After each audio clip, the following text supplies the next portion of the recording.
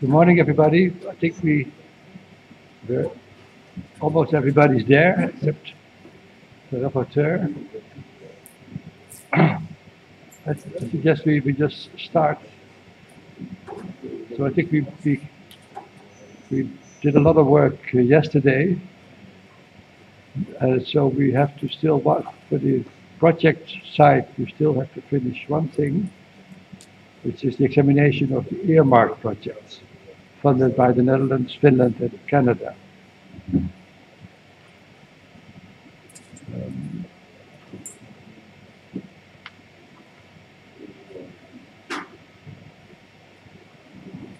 I think you all have the project document in front of you, and it's also on the screen.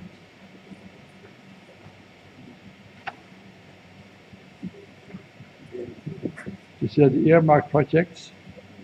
Maybe the Secretariat wants to say a few words on the four batches of projects. Rosa? Yes, thank you, Chair, and good morning to everybody. So you will have one document in your package.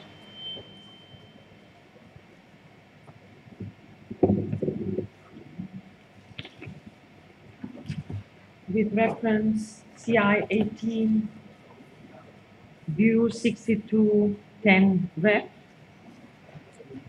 where you will see the three sets of projects that have been earmarked by three different donors. So the first set is made up of three proposals. Those are the projects earmarked by the Netherlands. So you will see inside the table where it describes briefly the activities, the outputs that are expected, and the funding that will be directed to that specific project. So by the Netherlands, it's the IPDC Talks in the Field this year. It was already also mentioned yesterday. The second one is the establishment or reinforcement of national safety mechanisms for journalists, which already started this year. So this is adding 3 to 4 additional countries to what is already being done. And the third one is actually part of this work. So it has been actually divided into continue with the countries that were supported this year and then adding 3 to 4 new countries. So that's why we counted it as 3 projects. Then number 2 is a project earmarked by Finland. So it's support to IPDC talks in the MENA region. So also here you will see that a description of what will be done and the breakdown of the contribution, which is of $70,000 US. And as number 3, we have the project earmarked by Canada, which is a project against providing guidelines to the media on how to cover terrorism for an amount of $34,650. Thank you. Thank you, Rosa. Does the Bureau members have any comments on these earmarked projects?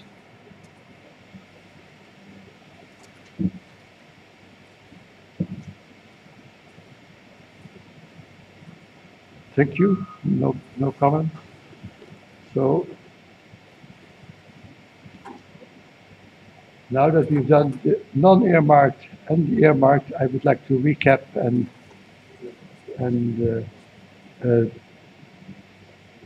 decide that the Bureau accepts all of them. But maybe it's good that we just, since we stopped yesterday with an overview, maybe the Secretariat can recap the financial impact of what we decided yesterday and give a general overview once more so that we know where we stand.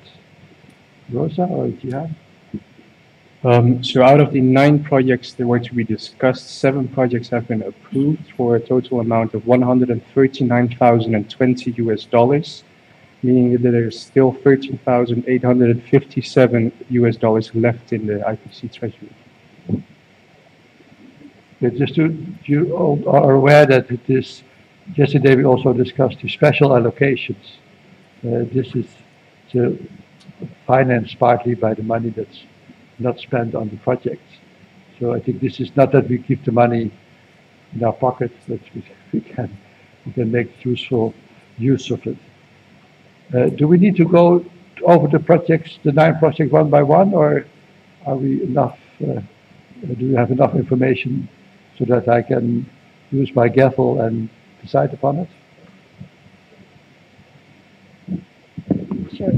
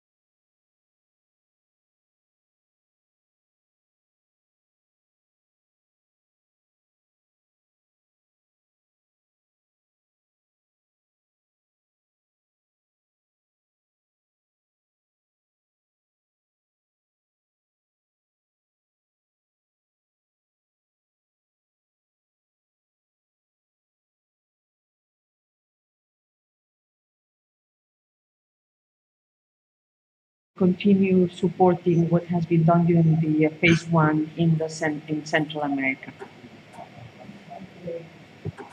Okay. If there are no more questions, I can hereby decide the allocation to both the earmarked and the non-earmarked projects.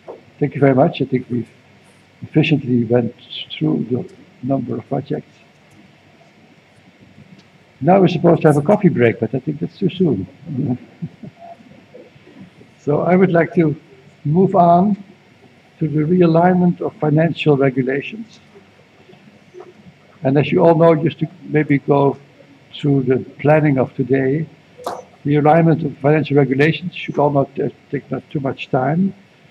Then we have to decide on what we will propose to the Council for the thematic debate of the 31st Council session. Then we're open to any other business. And then we could close, but since we have time, I think maybe it'd be wise at the end to have a little bit of a brainstorm for some input for the Secretariat on the strategic framework, so that we can have a more general exchange of ideas of what the topics should be that, say, looking at the evaluation, and maybe now that we have been meeting again for 2 days, if we have some ideas that we'd like to share with the Secretariat as input for their preparing of the strategic framework. But let's first do the official agenda. Realignment of financial regulations. Rosa, I can give you the floor. Or Diane. Diane, please. Good morning. Now I would like to continue with the realignment of financial regulations, which is item 14. A little bit background about this issue. It started during the 38th session of the General Conference, where the overall framework of special accounts was reviewed in order to enhance the efficiency and transparency of its use. And then during the 200th session of the Executive Board, the Director General presented a proposed updated standard of financial regulation for each special account. And on the following session, this was endorsed by the Executive Board. So because IPDC Council is the governing body for the special account, the Director General would like to have a little bit consultation before it can present this updated standard of financial regulation on the 26th session of Executive Board. So as you can see in the document in front of you, there are main changes in the updated standard.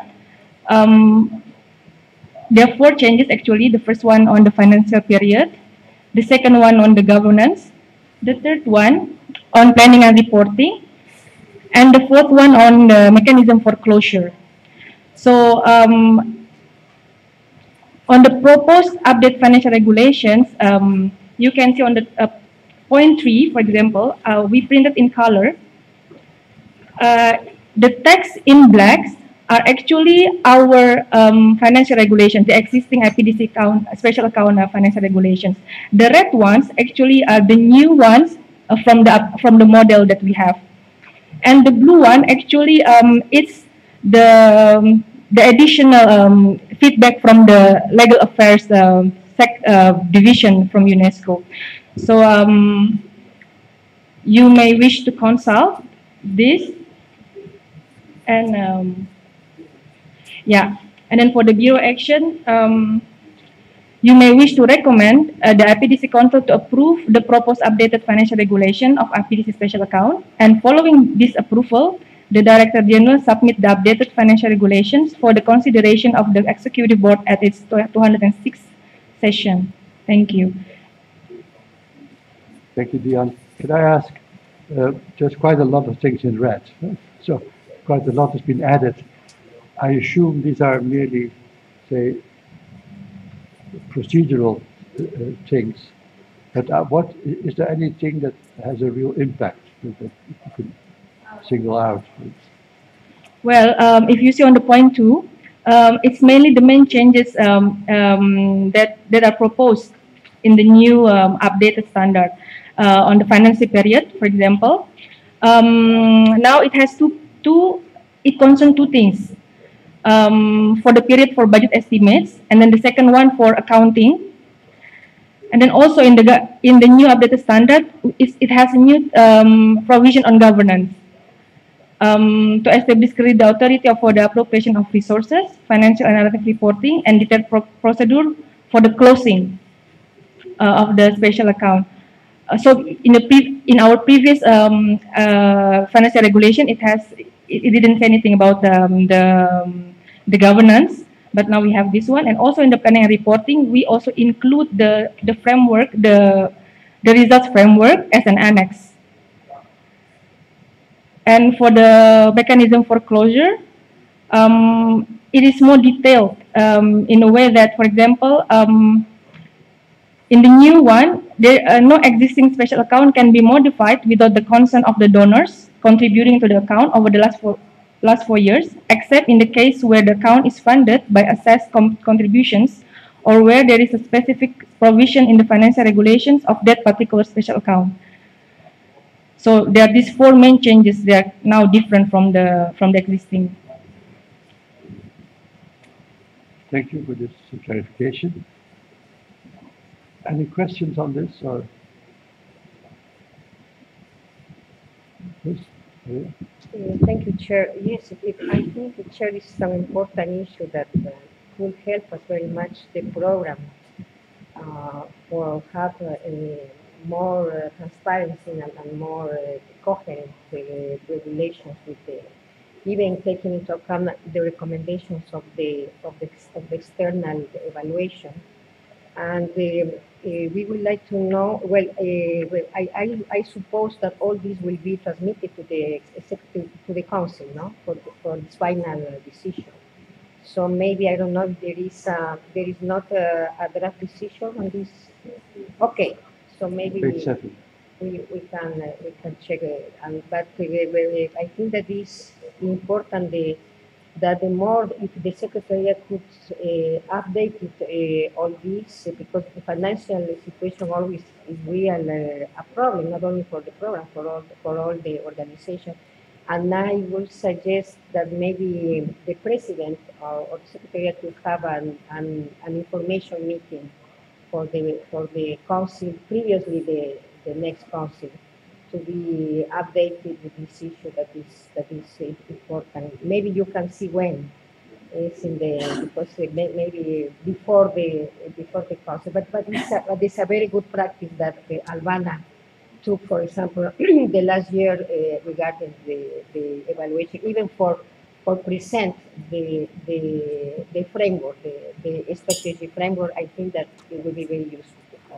Thank you, sir. Thank you. That might be useful, not only for this, but for the whole preparation of the council. Okay. Any further comments? If not, then I would suggest that we look again at the Bureau action decision that is proposed by the Secretariat on page 7 of the document. Sorry, Gilbert. Thank you, Chair. Maybe we need to go through, because I think I noticed some spelling, I don't know, grammatical errors in this recommendation which I read on this document. Maybe we should just correct some of those things which are so obvious. I don't know whether we are consulting the same document. Where we have this one. Yeah, I think we needed to go the correction because so as Diane just explained, the old financial regulations have now been aligned with the decision that the General Conference took on how the financial regulations of all institutions like IPDC should look like. So the red ones are the new ones which are added. The document has been sent to the members 6 weeks ago, but if you want to go through it article by article, you can do that. But that's why I asked Jan, is there any, say, change in content, or is it just the procedural issues that we need to fulfill anyhow? And of course, the council then have to decide on it in November. Yes, Chair. I think what I was trying to say is, when we are reading through it, I think like me, I noticed the one or few things which I would appreciated if the Secretary just made those small corrections on this one. For instance, Article 3 purpose. We are saying here that for line number 3, the activities for implementing the IPDC are expected, that instead of are. And then if we go to, where is it? If we go to Article 10, closure of the special account, I would have been more comfortable if it read as when and where the Intergovernmental Council deems the operation of the blah, blah, blah, instead of saying at such a time. I think it's on page 6. Yeah. The first article, 10.1? Article 10, closure of the special account. 10.1.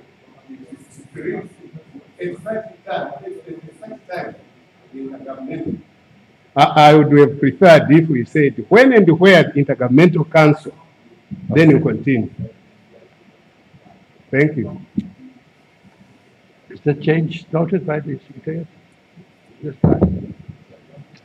I would just suggest maybe alternative wording for 10.1. It says if and when, because I think the where is not important. If and when. If the delegate is.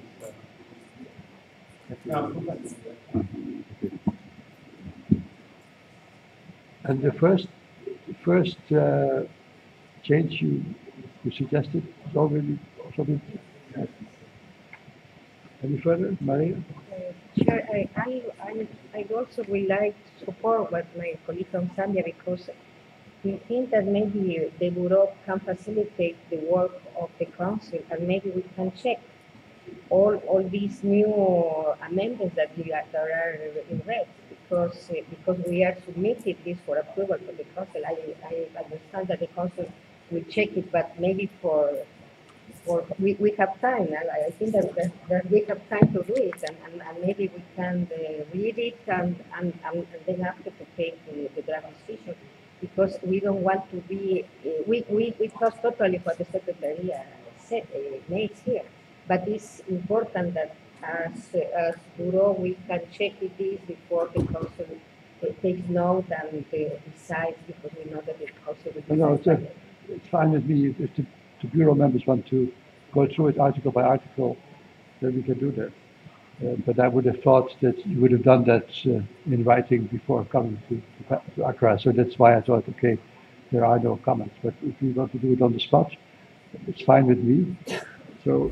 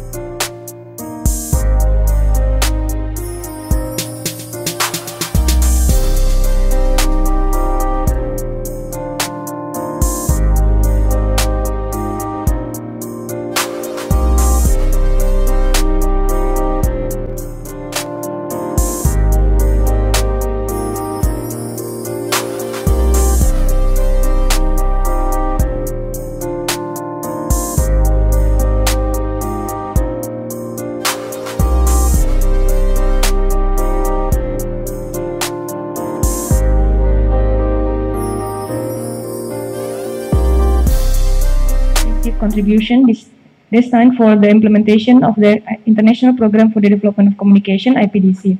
The activities for implementing the IPDC is or are decided by the Director General in accordance with guiding principles laid down by Intergovernmental Council of IPDC. The result framework in line with approved program and budget of UNESCO C5 provided as annex to the financial regulation shall be updated as and when necessary.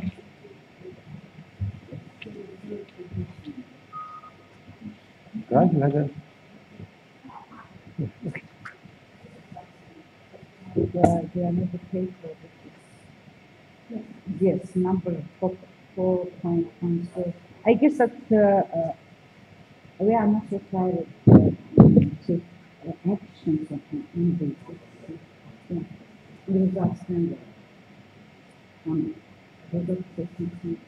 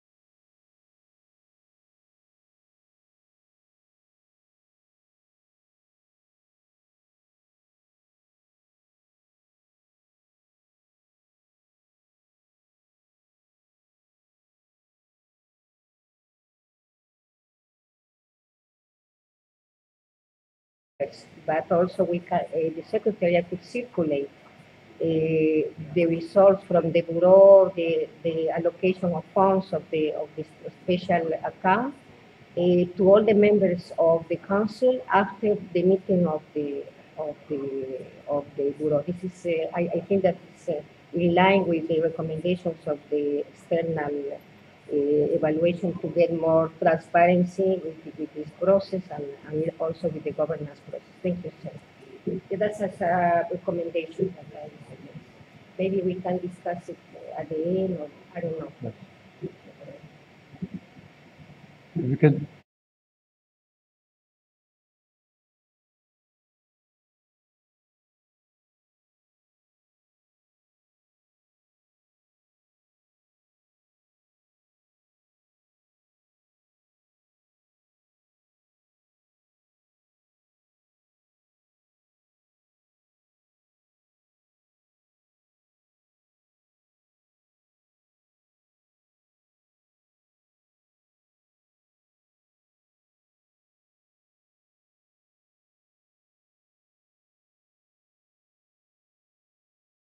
Forecast including any funding gap, considering the results framework described in Article 3 above.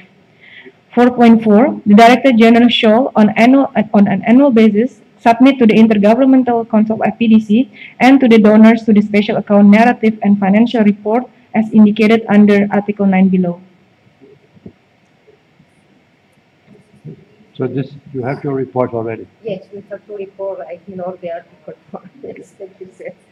Not to wait until, because I understand that it's an biennium because the council needs each 2 years, but it's important that the council could be updated. Thank you, sir.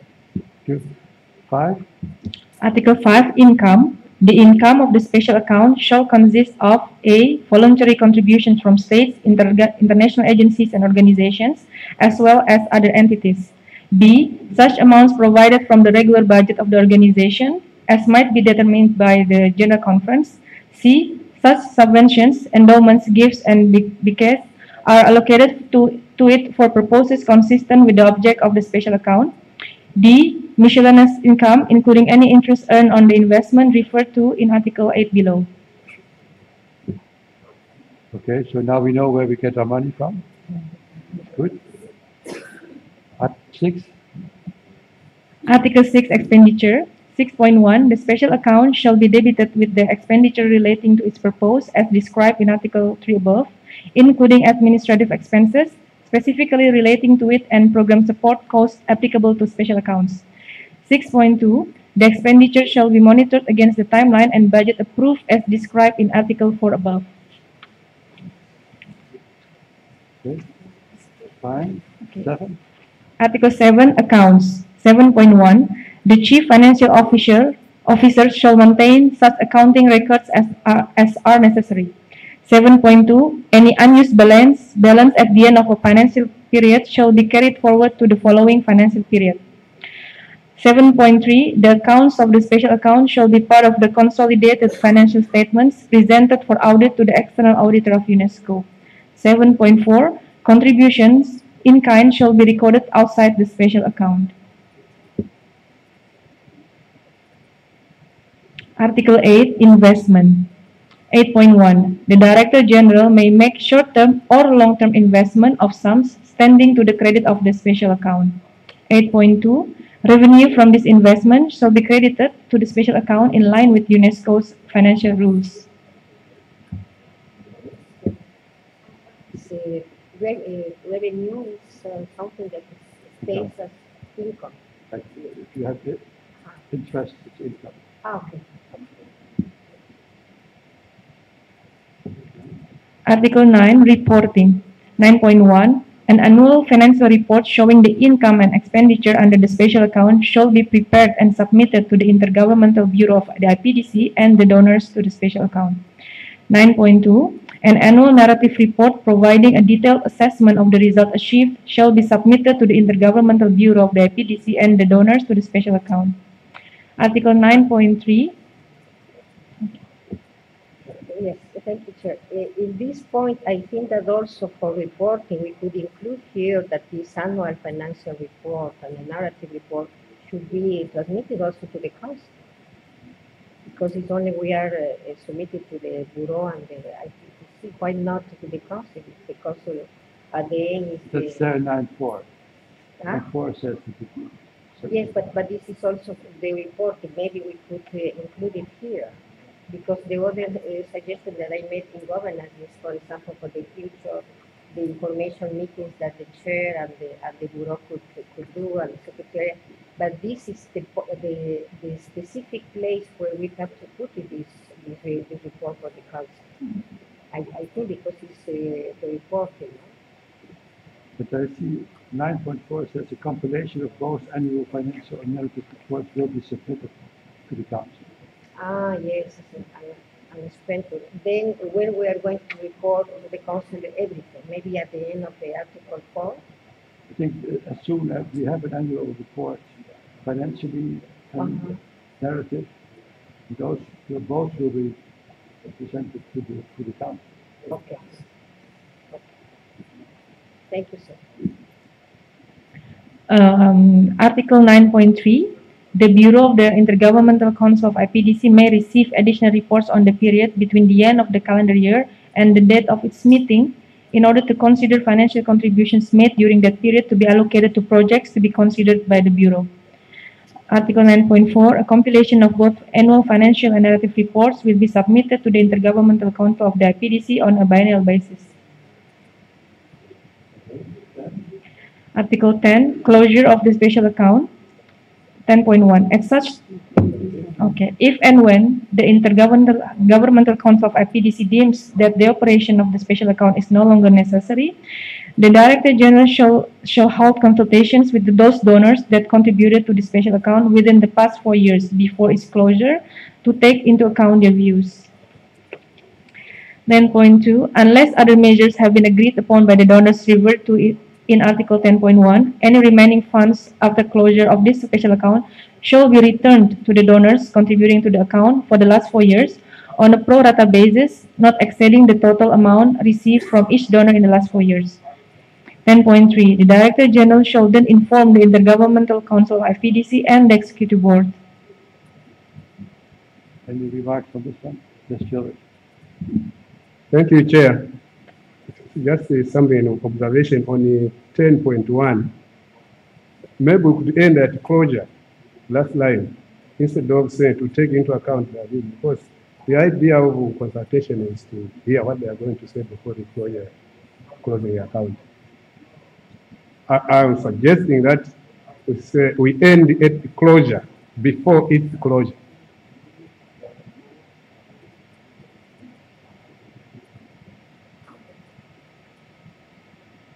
So you want to delete the last? The last to take into account their views.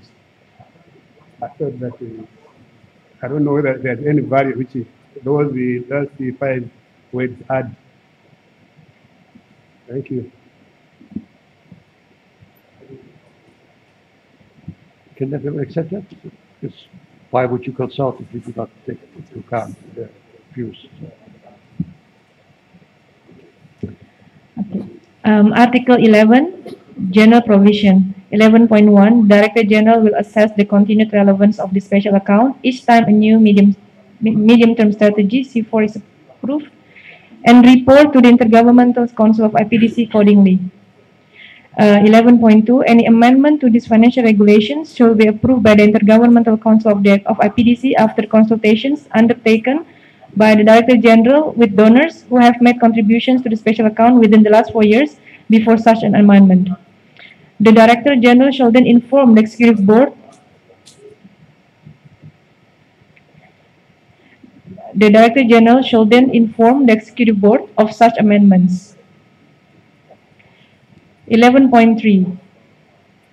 Unless otherwise provided in these regulations, the special account shall be administered in accordance with the financial regulations of UNESCO. Okay, thank you for taking us through the whole thing. If there are no further remarks, I would like to. I'm sorry, I'm just not sure from the Secretary what was decided in 9.4, because I understood that delegate from Ecuador was wanting this annual submission, not biannual. And so if she wants annual, then it should be changed. We could delete a compilation of, we could just say both annual financial narrative reports will be submitted to the Intergovernmental Council IPDC. At 9.4.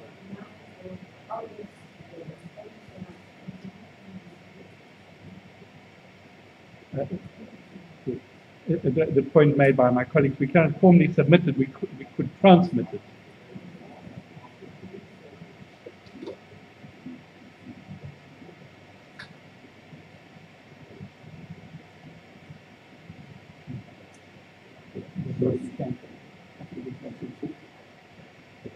I think that the formal submission, it means when the Bureau meets or when the Council meets. So because the Bureau meets every year, there is a formal annual submission of the report to the Bureau. And because the Council meets every 2 years, there is a formal submission every 2 years to the Council. That's what these clauses are saying. But at the same time, every time that the reports are submitted to the Bureau, they're made public, and all Council members are informed that the documents are available online. So everything that the Bureau gets, Council members get. But here we're referring to the formal submission. And if we don't have a meeting where we can formally submit, I don't think we can mention it here as a formal submission. No, but it's an issue of procedure. You can send a letter to all the members of the council, a formal letter, so that all the members annually could be know. Or that's why I suggested the information meeting, so that we could do it on the biannual basis. Yes, we have to delete that. Yes. Submission will be taken place when the council meets. Yes. But it could have been sent to them before.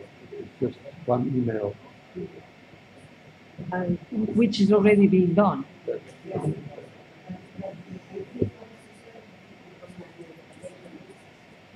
then we can It's just not strike necessarily. It's better full to stop delete after it. Yeah. IPDC.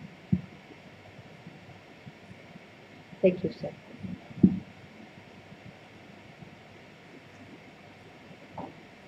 Okay. Then the Bureau decision, can we have it on the screen again? So the Bureau, having discussed this document, may wish to recommend to the IPDC Council to approve the proposed update financial regulations of the IPDC special account. That following their approval, the Director General submit the updated financial regulations for the reconsideration of the Executive Board at its 206th session. So that's the spring session in 2019, so after the council session in November. Is that agreed, Maria? Sorry, maybe as the final decision will be taken by the council, I think that it's better to say, to recommend to the IPDC Council to consider for its final decision the proposed update. Because we don't know what will happen. Maybe some members of the council could say we are not agreed with Article 4. Really, the council needs a discussion, no, about also this issue, because it's a very important thing. Okay, but it's fine with me, but for me, if somebody recommends something to me, I can also say no. It's not that we say you have to decide. But if you're more happy with the formulation to consider for a decision, it's fine with me. Yes? So we make it, this little change, we accept it? Yes? Thank you.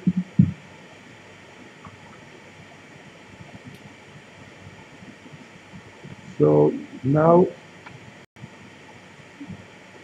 we move to the last real item on our agenda, the thematic debate for the 31st council session. And here I would like to give the floor to Guy first, and to Helen, if she's here already. Yeah. Okay, welcome, Helen Derbyshire. I don't know which order, Guy first? Guy will go first.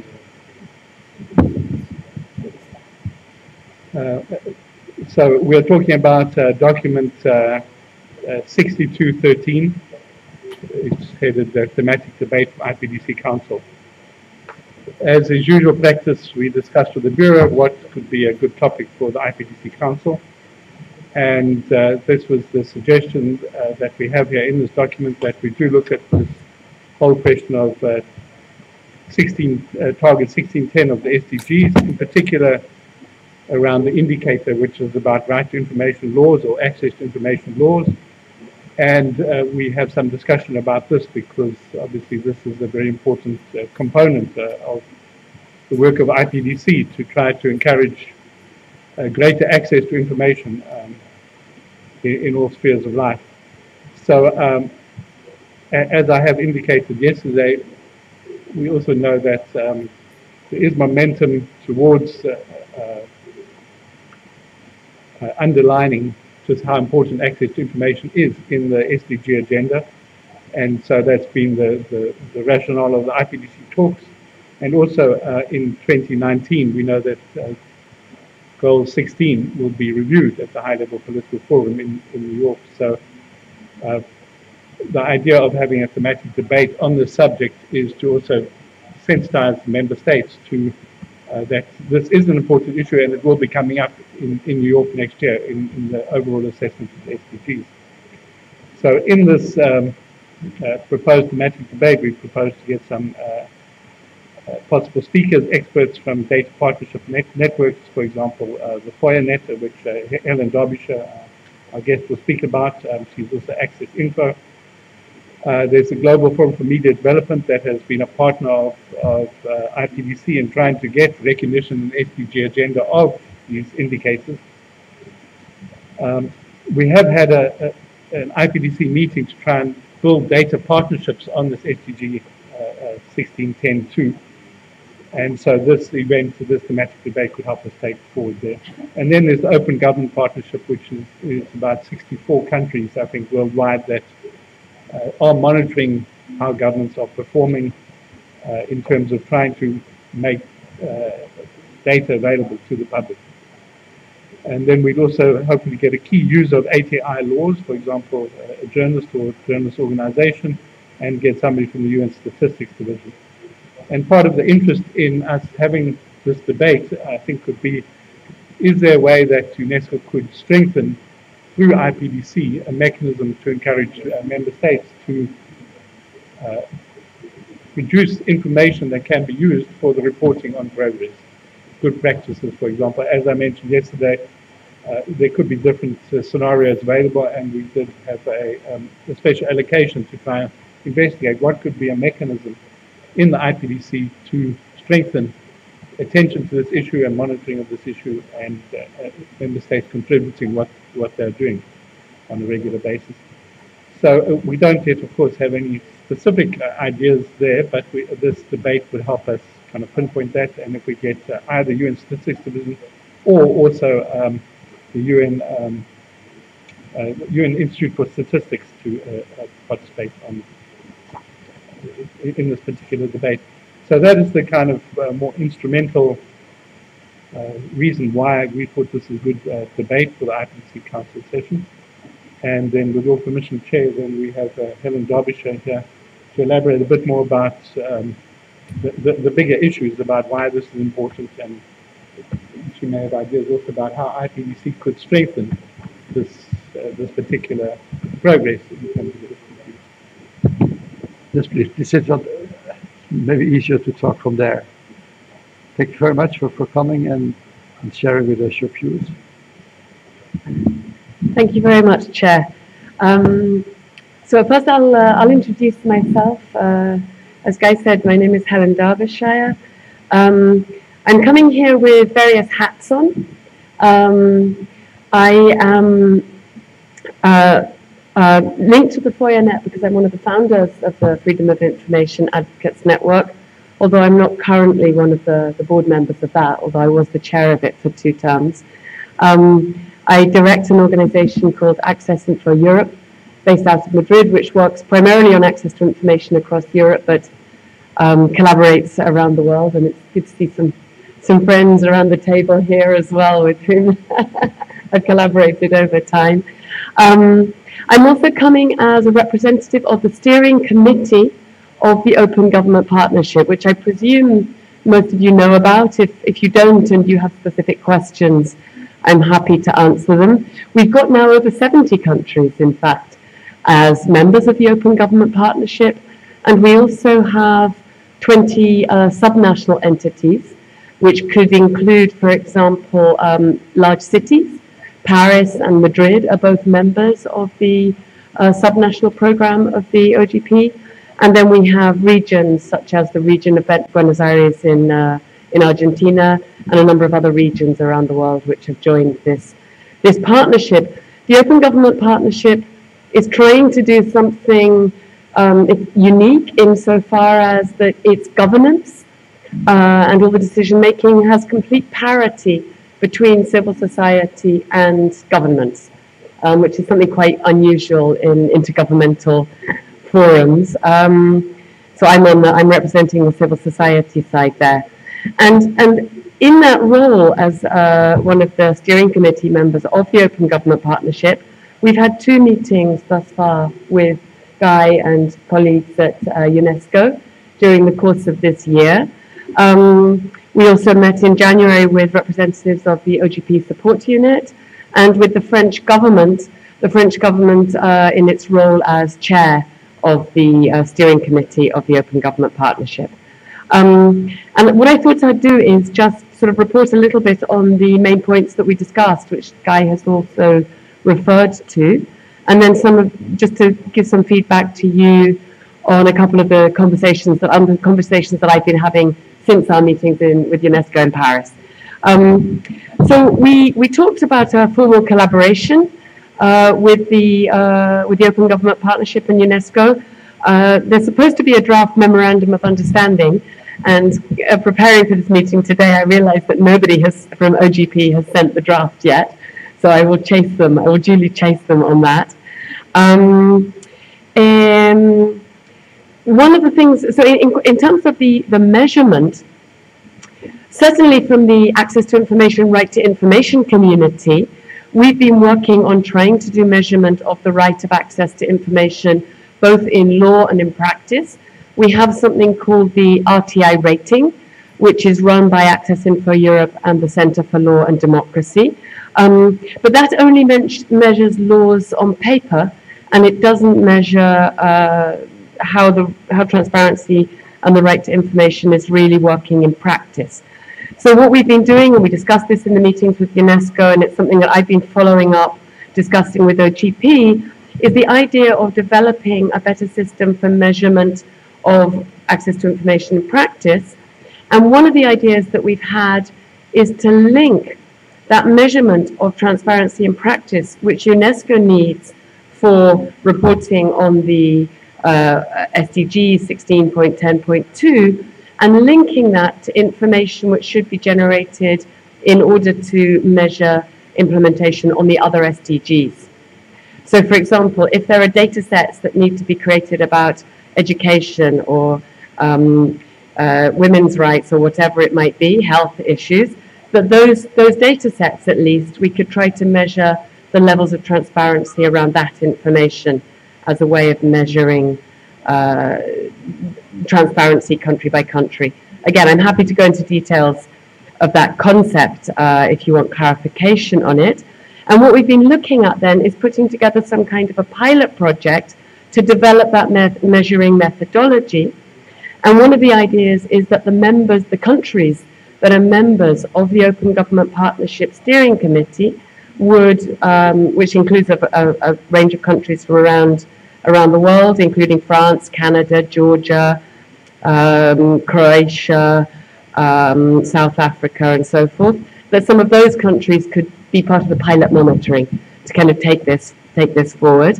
One of the challenges would be to find the funds for that, but that's something that we're still looking at, and again, something we can talk about here today.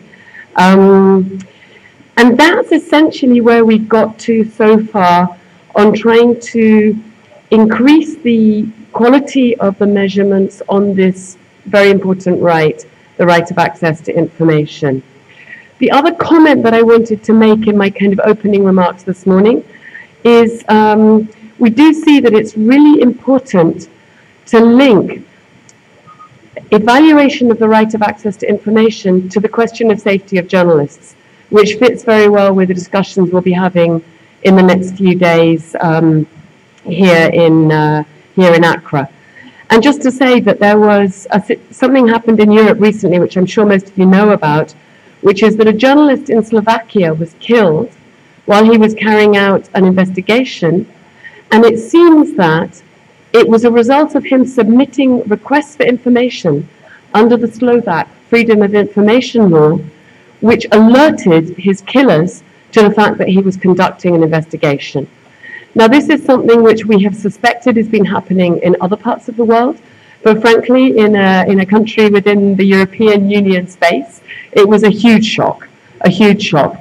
Since then, with journalistic networks, we've been gathering information of examples of the kind of repercussions that journalists have been experiencing when they submit requests for information.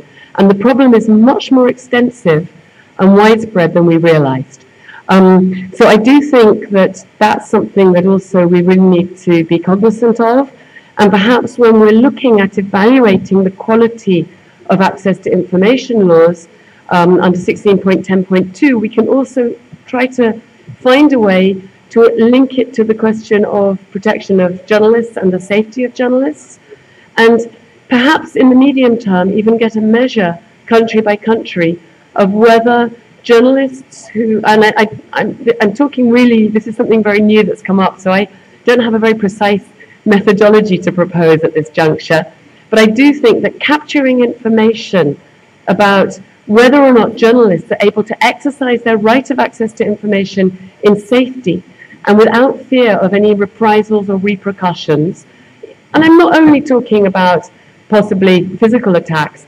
I mean, we've seen, we've got examples of where when journalists have submitted access to information requests, even again in Europe even, the next thing that happens is there's a phone call to the editor saying, could you get the journalist off this story? So there's a range of things that can happen when journalists try to exercise what is now recognized by the UN Human Rights Committee and international human rights tribunals the right to information as a fundamental human right, and journalists should not suffer consequences for exercising that right. So I think that that's something that it's appropriate that we start to try to gather more information on and measure in order to be able to report on it. So to summarize, the measurement of the right of access to information, the laws, the practice more generally, country by country, and then this specific dimension of the right of journalists to be able to exercise this right as something that I think would fit very well with what UNESCO and the IPDC have as priorities. So that's essentially where we stand in the discussions we've been having. As I said, we do need to continue to take this forward, but I'm happy to discuss with you today, and thank you for inviting me along. Thank you, Helen. You made it very clear that it's a very important topic, which, to my mind, could fit very well as a strategic debate for the upcoming council. Maybe you've given us the picture what it's about. You can have already some ideas how you would like to, what kind of debate, say, how you want to shape the debate in the council. Because what triggers this question for me is that you made reference to many countries, but mainly from Europe and then the Western world. So maybe I think it's important for the IPDC Council to also include, say, how we want to include the rest of the world. For instance, for me, we have been very supportive of a project under the IPDC in Afghanistan, where they have access to information laws in place, but we focus on the implementation of it. So I think it would be interesting to see how you want to proceed to make it an inclusive event.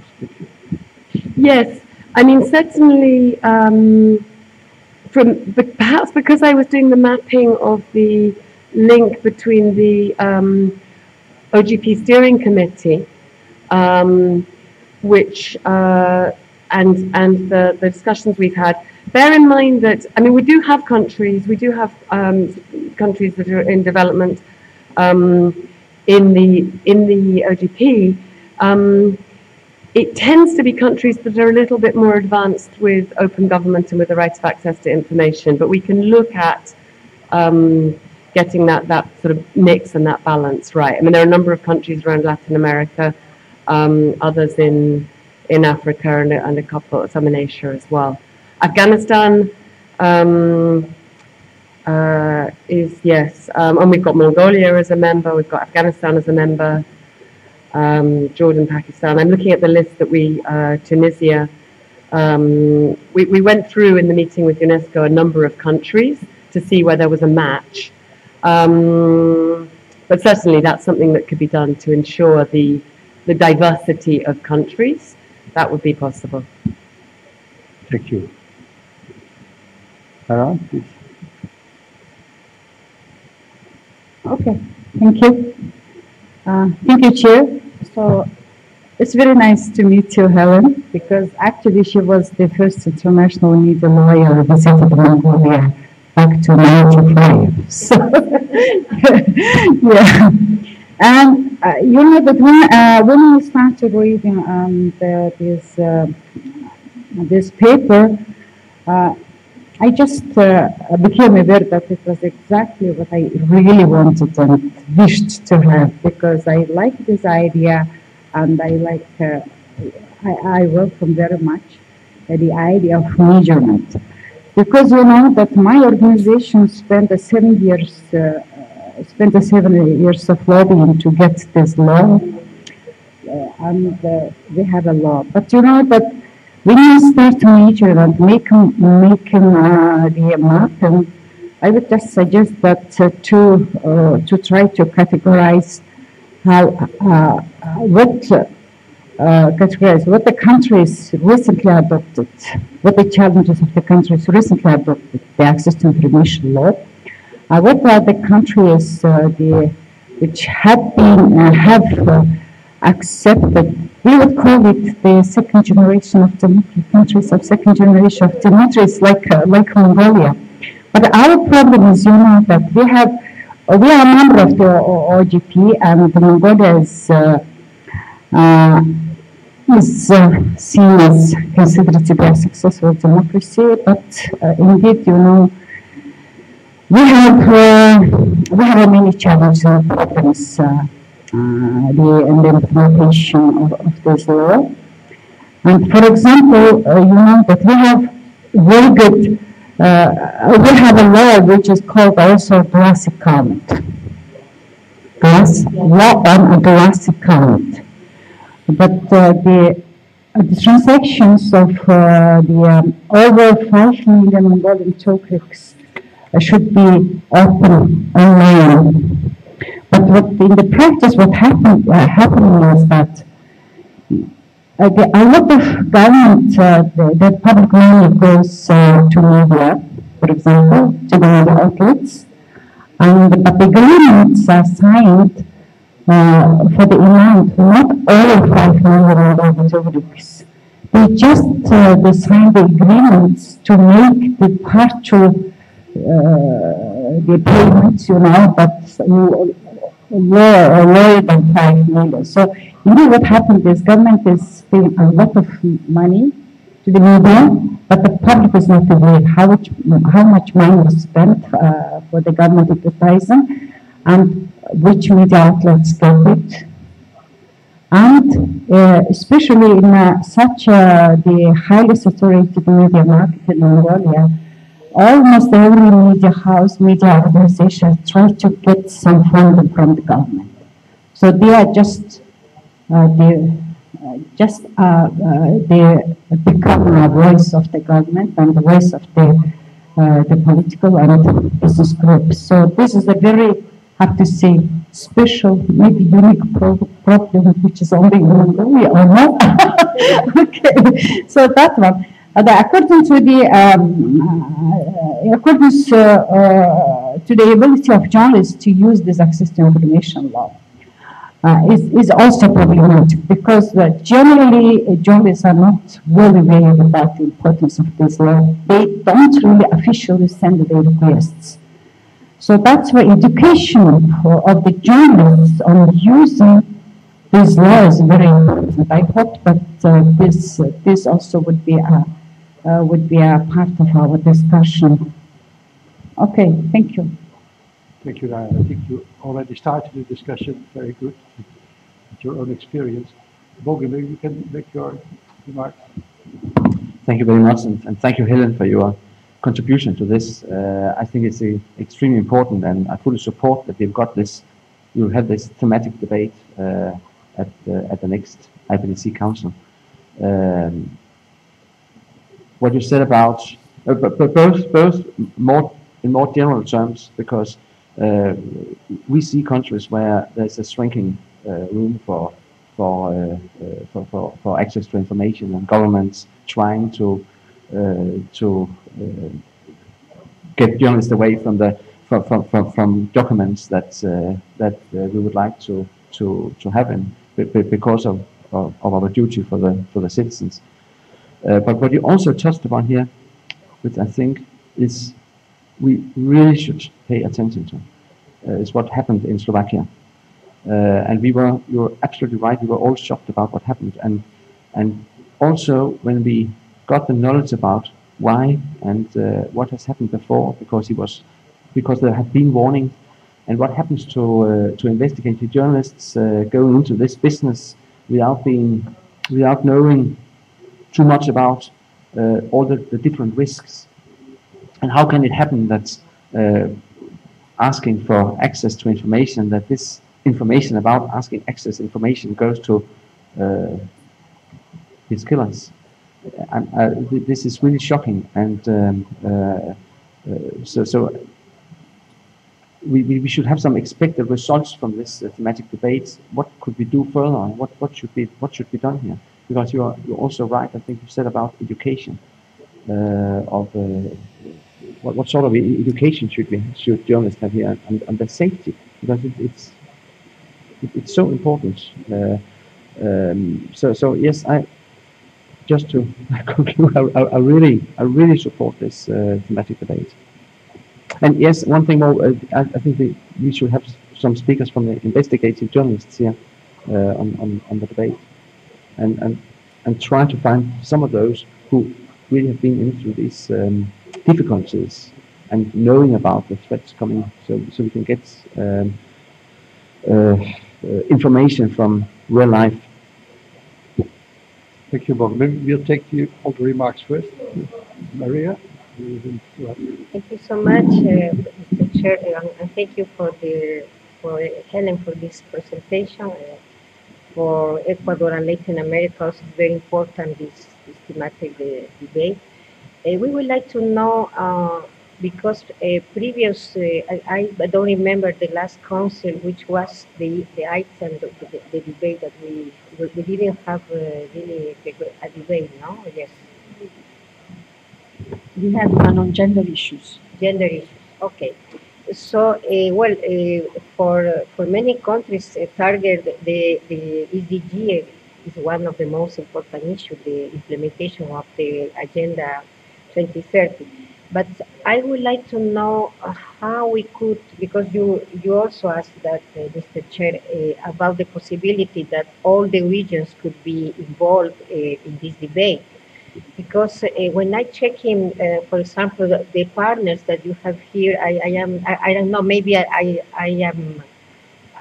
am not very sure, but I would like to know if there is only organizations from Europe, or there are other partners, because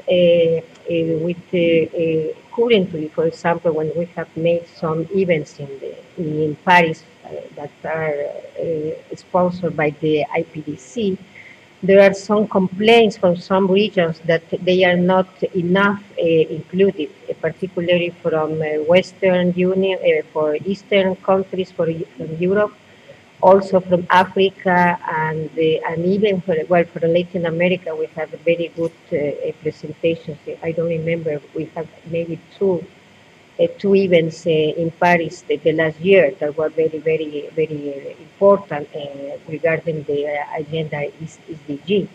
So we would like that maybe we could make sure that that is important to involve not only these panelists but also other maybe from that they can come from the intergovernmental agencies, because as you know, the governments are the first that who had to comply with the Agenda 2030 and also with the SDG 16. So it will be very useful that you can invite, for example, partners from the governments, for example, from Asia or from Latin America, that are directly involved with the SDG and the implementation of the statistics, and they are involved in all the implementations of the SDG. We are not saying that Ecuador can come, maybe other countries from Latin America. We are very experienced in this issue regarding education and all the SDG, including gender equality. So it will be very useful if you can put also in this debate the government representatives, particularly those who are in the implementation of the SDG Agenda 16. The other issue, I think that it should be it's very good that we can invite the division of the United Nations Statistics, but also we can take advantage of the UEs, our institute from UNESCO, that is very that they have a very amazing work with the indicators of all the agenda, included education and other SDGs, because as I don't know, you mentioned also the link between other SDGs would be very useful, because if we don't link the other SDGs, we could show only one part of the problem, that is only the access of information, and the issue of monitoring is very important, but we have to link with the other SDGs. So if we want to have some success in this issue, will be very useful. Thank you, Chair. I'm sorry for. Thank you, Maria. Please, come on. Thank you very much for this very important thematic debate. I strongly encourage having it. I just wanted to suggest, if you consider also during the debate to consider or discuss the readiness of the countries, the legal framework that may conflict with the data use or the ability of the journalists to use the data. Sometimes in some countries they don't allow the journalists to get access to the data, or even if they got those data, they will be punished, and there is no framework that can protect them from having this data. It will be also good to discuss the transparency level of these countries, and I don't know how this can be encouraged, having different point of view in some of the countries that they don't consider it as important, and how this debate can encourage or have some positive impact on making these laws mature or developed to really allow the journalists to get access to the data. Thank you. Thank you. I think it's very good that we do not only invite people who agree with us. Gilbert, please.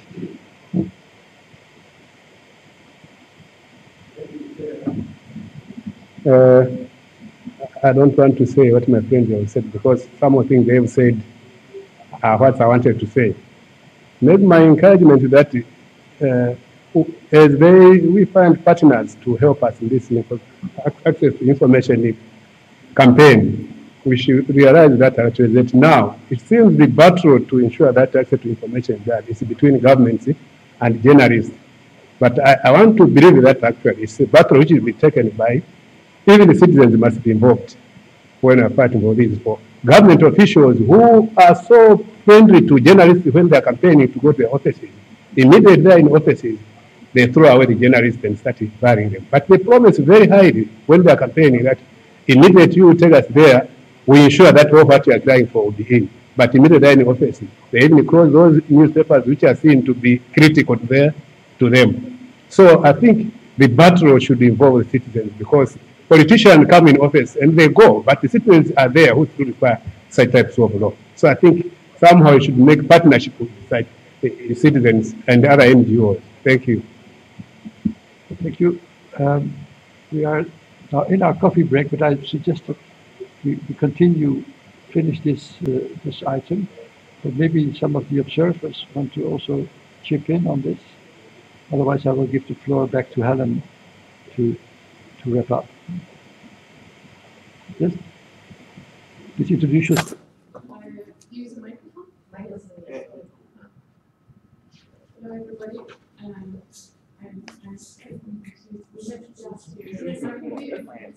in Helsinki. Yes, that's right.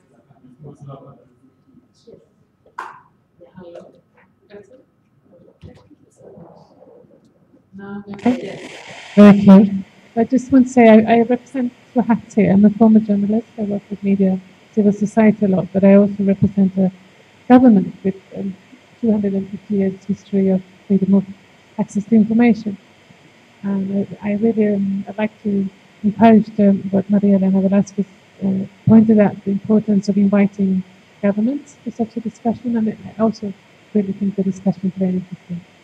And also point out, for example, your example, a very interesting and horrible example from Slovakia points out how a public institution needs to have management for such issues. So it's not only an issue of journalists knowing how to be safe, but actually that the institution itself has ways of public to ask for information without revealing their identity, which we have in Sweden, but it's not actually working. I can tell from my own work within a governmental organization. We don't apply it as we should. So it's very important work to raise within an archive. It's also a very important thing for you to bear and public administration to work on in order to meet the journalists' perspective. So that double, I think, IDOGP project is very interesting from that perspective. Okay, thank you. Helen, back to you. Oh, sorry, Norway. Thank you. I would also like to comment on it. It's been very interesting discussion. And I look very much forward to have the discussion on IPDC Council. Norway was really I would like to comment on the importance of having all the present IPDC Council. One report that we are influenced is the Irish working in the Middle East, based in Jordan, just as an example. There are also others, and I'm sure that the African Ministry also has contacts and networks that could be of interest in this field. They have been doing a lot in this work on a global basis, also together with Norwegian. So thank you. Thank you. Maybe Article 19, let's see. NGO representative here. Yeah, Henry Maina, Article 19. Thanks. I think the discussion for me is good, and I just want to echo that it's possible to have a discussion around access to information, but perhaps one of the strategies that has been wrong is creating an antagonism between governments and journalists. It's a wrong approach. Most of us have tried to cut around it to show that access to information is bigger than just media, a media entitlement, because where we haven't done that, journalists are then criminalized as the wrong people because they are the ones questioning. So as an issue of strategy, we need to think through more, especially from Africa. I think you would notice in South Africa already, you've had 2 journalists charged with counterterrorism charges in Burundi, purely for asking information and seeming to have certain sets of information. So the dialogue for me is welcome, but how to make it representative so that the information that emerges from the South largely also influences how the data we are going to capture for purposes of SDG 16.10.2 is more comprehensive and nuanced in what is happening in the world. Well, thank you all. I think Helen and Guy, you got big support for the theme of your strategic debate. So please, your comments. Thank you, Chair. You'd mentioned something about what precisely the strategy should be for the Council. I mean, I think we're beginning to map this out here. I would defer to yourselves more. I mean, you're the kind of insiders, so, but I can try to help by providing some of these perspectives as a professional working for the last 20 or more years on the right of access to information. As Nara said, yes, an early visitor to Mongolia. It's time I came back, actually. It's been a while. What I'll do is respond just to, very briefly to a few of the points raised and make a couple of other general comments. The first general comment is, with the exception of a couple of countries, like Kristen, you mentioned Sweden, 252 now years of practice with this right, the majority of the world's access to information, freedom of information laws are less than 20 years old. So we don't, in most countries, have the experience. We don't have the experience inside the bureaucratic systems. We don't have the systems themselves. We don't have clarity on how we measure. We're still really defining exactly what the standards are. We're still trying to persuade some governments to adopt freedom of information laws. And here in Ghana, we've got a law which has been delayed and delayed and delayed.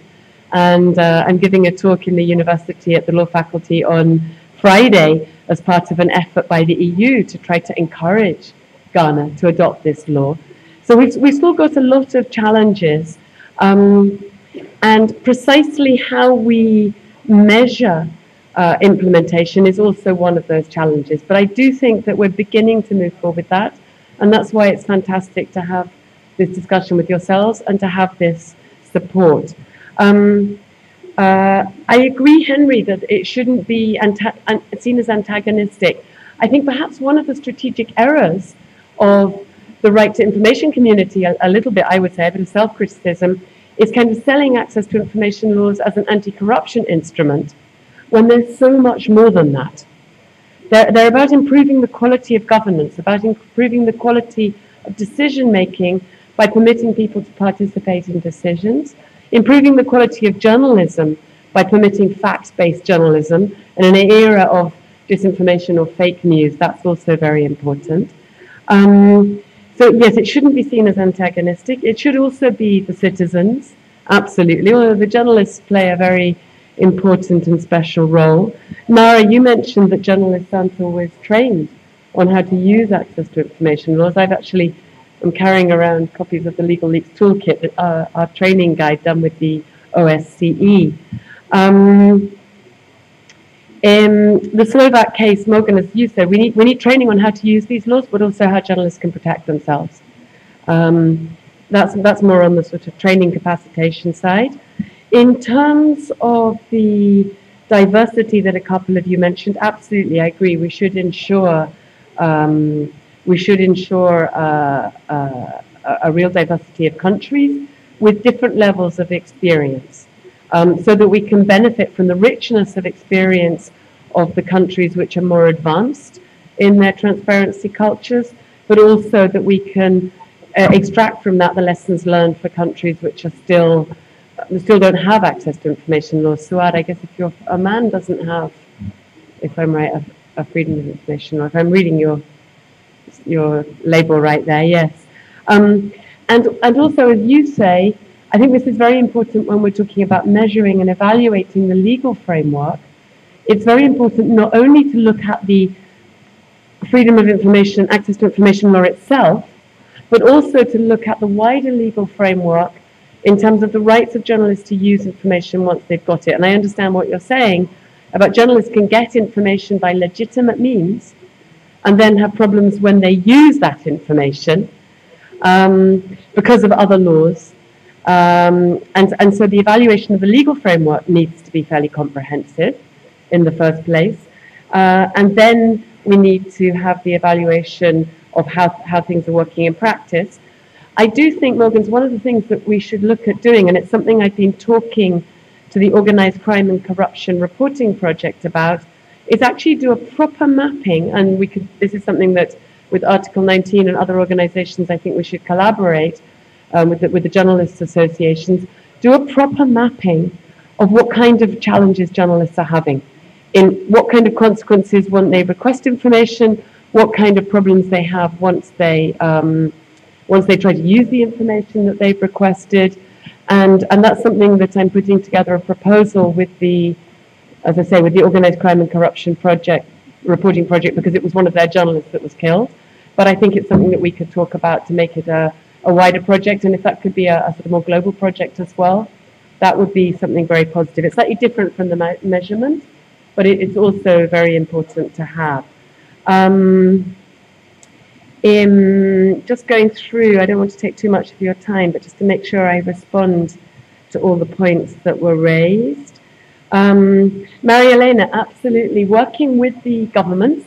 That's one of the great things, that's why I got very excited about the Open Government Partnership, and why I agreed to be part of the steering committee, because it is a place where government and civil society work together.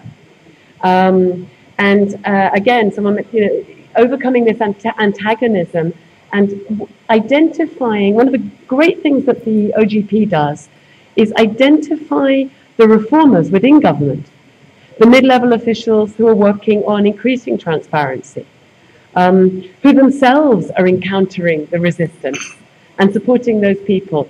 Statistics offices, absolutely. Archivists, there are networks of archivists around the world trying to ensure that information is recorded and preserved, both for current use and for posterity. So I do think that we've got a framework where we can collaborate well with governments, both in doing measurement as we develop that, and also in trying to advance this right, ensuring that there is proper training, ensuring that the existing laws are properly implemented, and that means that information does become public. And with that link to the SDGs, identifying those people who are working on the SDGs and the data that they need to create, and helping them ensure that that enters the public domain, I think and then being able to measure that, I think would be a great way to start. Let me see if there's anything that I failed to answer. Well, Nara, you made a couple of points about the challenges in practice. I think what you made the point about was slightly different. When you have a public procurement law with a threshold, and above that threshold you have transparency, and we see it all around the world, it's not only Mongolia, but then what happens is a lot of contracting is done below the threshold. But we do what we can in terms of trying to improve our laws, both on anti-corruption and on transparency. What I can say is that as this right of access to information moves forward, and as I say, it's still a very young right, but we do see that there is progress being made on defining the contours of it, and now we're getting to the moment historically where we're having conversations about measuring this right.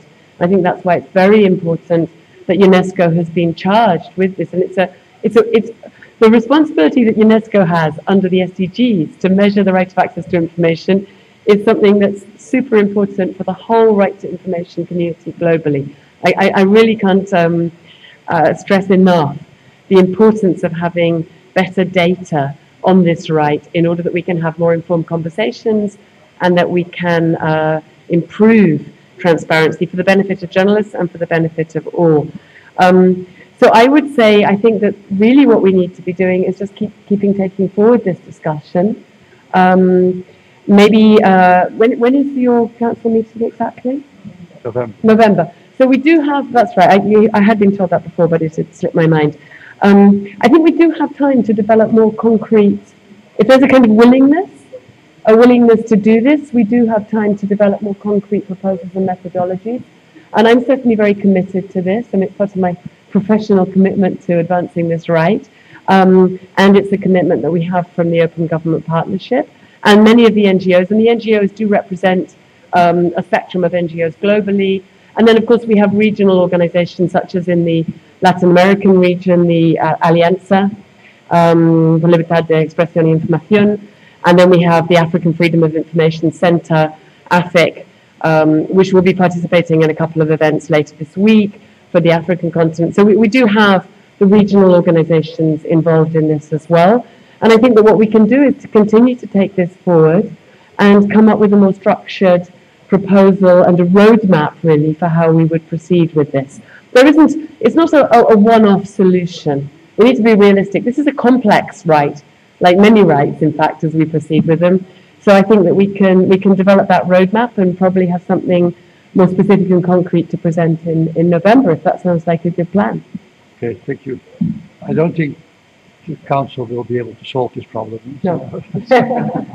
But I think it's important that, having heard what's been said here, in the preparations, we focus on this issue so that we can, in the meantime, send.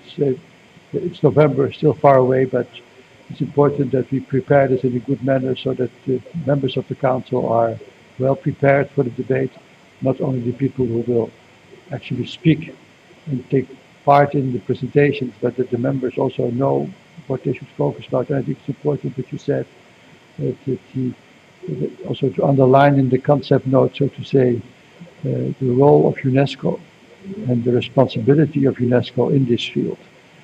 Because it's not just something that can be done by the IPDC or the CI section in Paris, but it's something which should be seen as a responsibility throughout UNESCO. And I think in that respect, sometimes the people look at UNESCO and think about other issues and often forget that this is, in my mind, becoming more and more one of the most important parts of the UNESCO mandate. And like been pointed out, it's not only a matter of the South, but it's increasingly becoming an issue in the North. And even with those countries who have legislation in place, you see that governments and institutions get better and better, sort of misusing, if I may put it like that, the information laws in place. So it's on both sides of the spectrum there are problems, I think. Oh, sorry, Marilyn. Well, if I may very briefly, just one thing I failed to mention, which we had talked about with Guy and Rosa and the colleagues when we met in Paris. There is also, between now and November, we have the 28th of September, the International Day of the Right of Access to Information, a right to information. We're still, we have different versions of the name, but 28th of September, Right to Information Day. And I think that's an opportunity. And that's an opportunity with many of the UNESCO offices around the world to actually do something to further this debate in line with what you were saying. So that's something that we've already been discussing. Very, very brief, please, because we have to not forget our coffee break. Very brief, Chair. It's for a suggestion.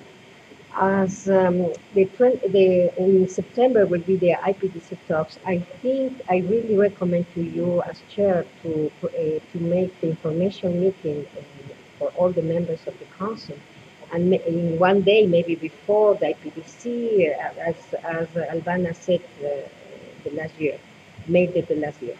Then maybe we could invite to Helen as well to ask to the secretary to prepare some elements for this information meeting, and then we can invite Helen to present this debate, how we are going to organize, so that the members of the council could discuss previously before the debate about the methodology and everything.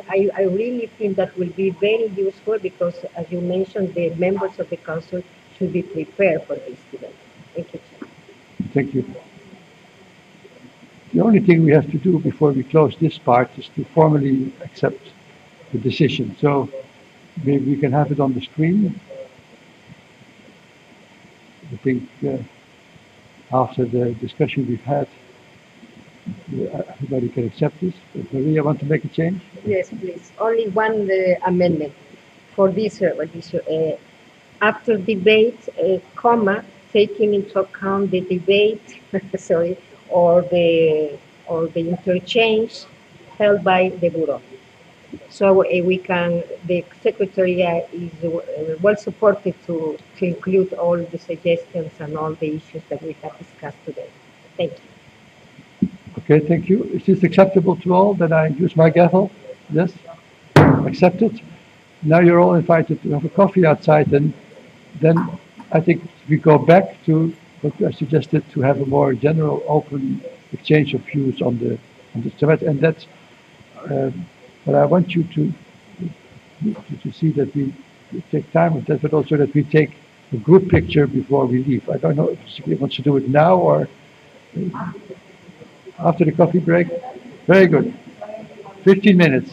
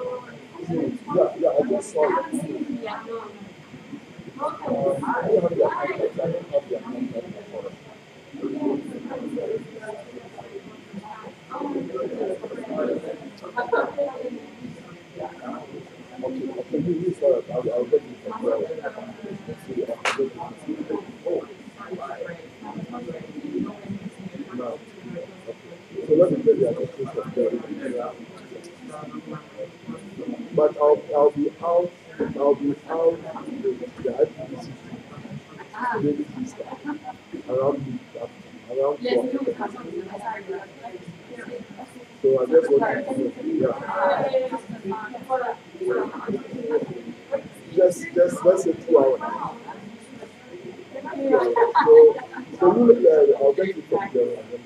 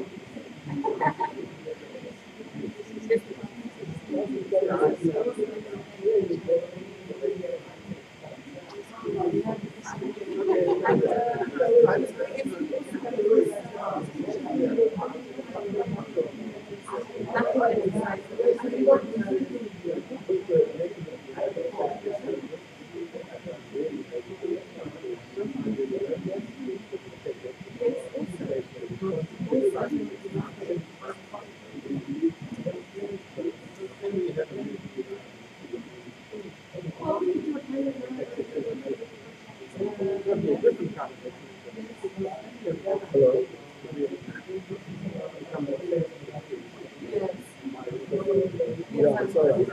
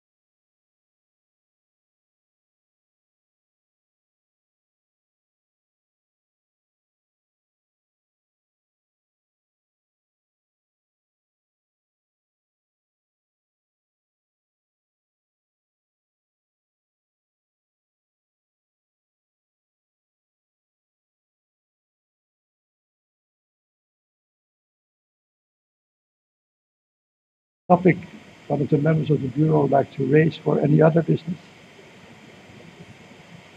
If not, Maria? Thank you, Chair.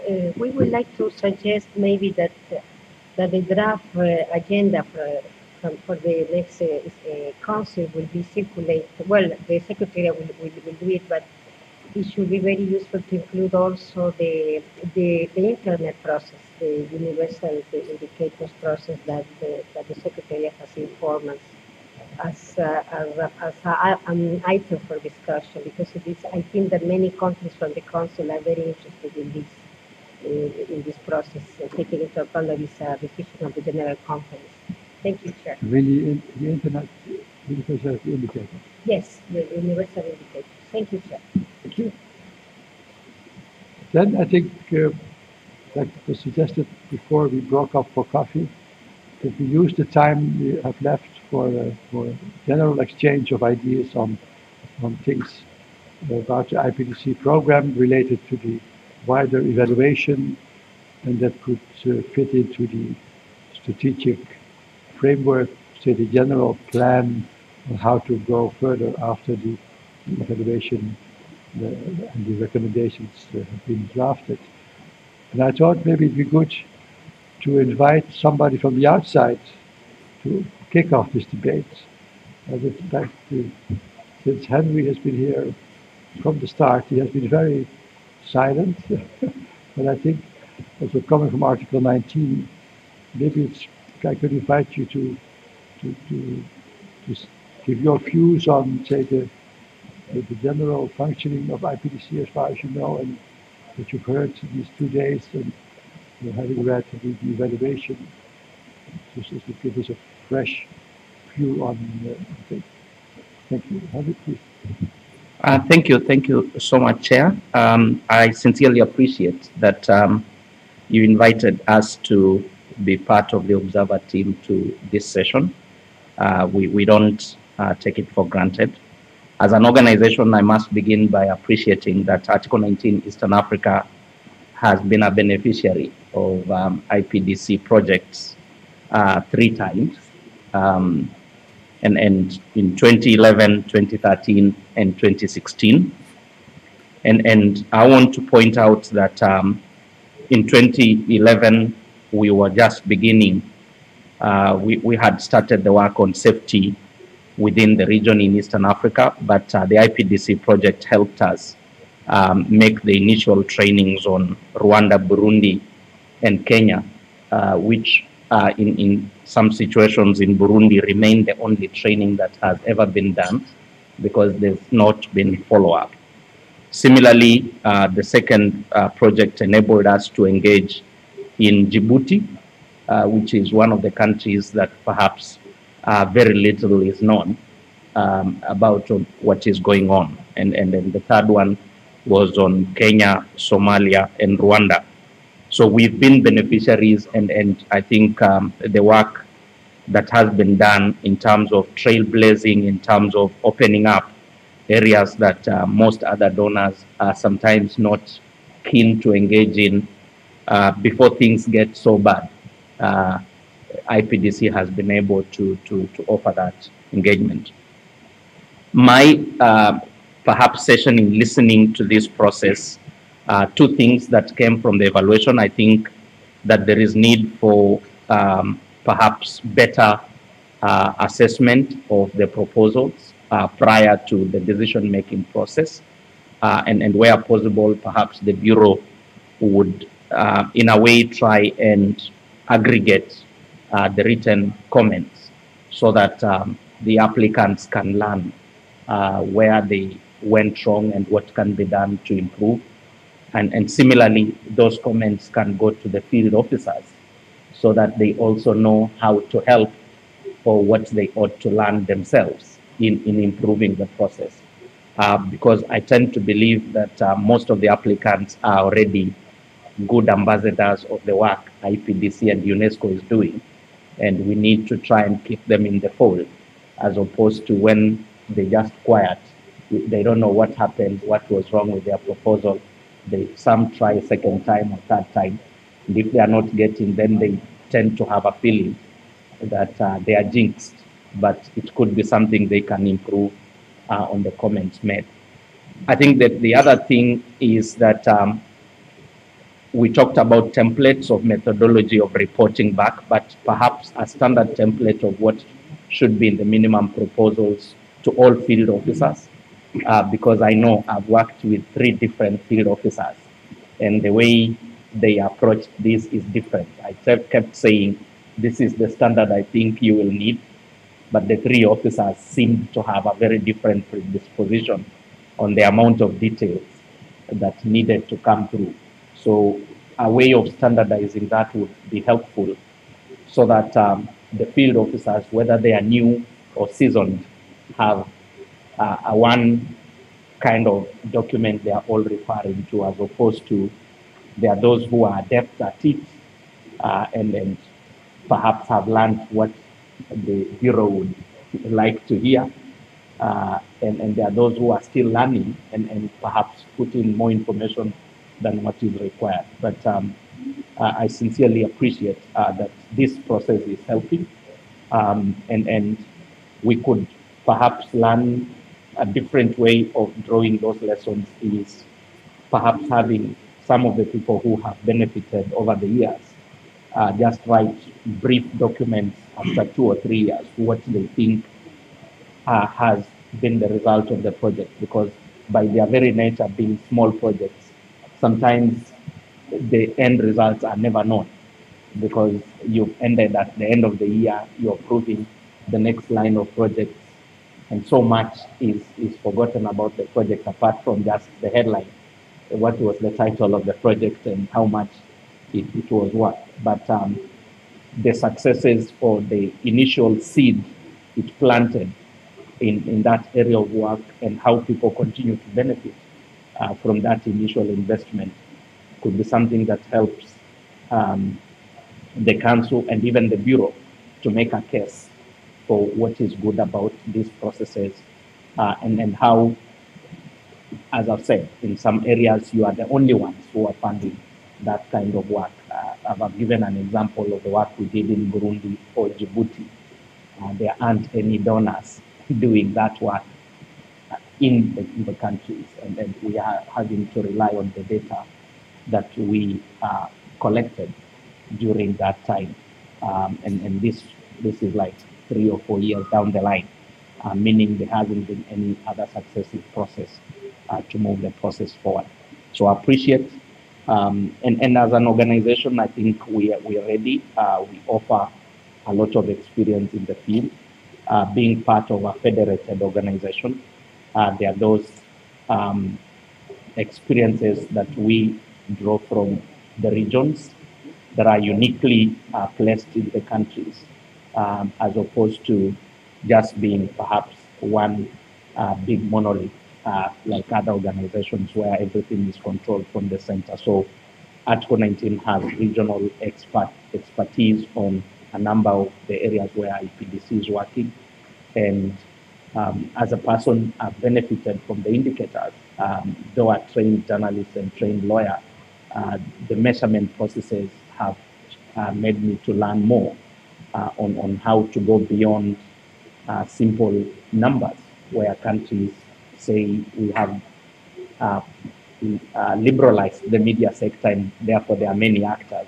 Asking such a nuanced questions have shown that just having many outlets like in Uganda or Rwanda is not enough. You need to know who is owning those outlets, and it begins to tell you that sometimes the situation is worse, where you have very many outlets that are all affiliated to the ruling elite, and therefore there is diversity of voice, even though there is multiplicity of platforms within the country. So I sincerely appreciate it. Thank you. May I ask you something? In addition, you now focus specifically on the project. And I think what you said is very right and it's very recognizable. Do you also have maybe some remarks in the more general, say the impact of IPDC is not only the project. At least that's what we hope. Maybe you could say a little more from looking at it from your experience in the, say, the wider meaning of IPDC, and is it also something that like we discussed this morning about the thematic debate. Last year we had a thematic debate on gender issues, and I think that Albana always was stressing that the IPDC has, say, if you look at the volume of the project, it's very small, but these projects somehow reflect the role of IPDC as initiator or innovator in the initiatives for development. So the more general impact, which is not necessarily linked to the amount or that is linked to the program. Yeah, thanks. I think for us, it's IPDC has a way in which it has lessened the distance between different actors in the region. I would say the situation in South Sudan, for instance, is known to be too difficult for all of us. And in a country where there is conflict like South Sudan, the security agencies tended to securitize everything. And as a result, you had many journalists being killed by security agents and just no platform to even engage them on what was going wrong and why those deaths were happening. And I think through UNESCO and the IPDC discussions on the UN plan of action, there's been bridging that gap a bit. We haven't resolved all the cases because investigations have to be carried by the same security agencies, but there's been a bit of deference to the regulators if the security officers feel that there is a challenge from any media houses, as opposed to the default measure they used to take to incarcerate journalists without trial and then hold them incommunicado, sometimes doing searches and all forms of brutalization without care. So there you would see that the discussions and the platforms created through IPDC have been very helpful in initiating a discussion, a process of talking with as opposed to talking at that the security officers had earlier created.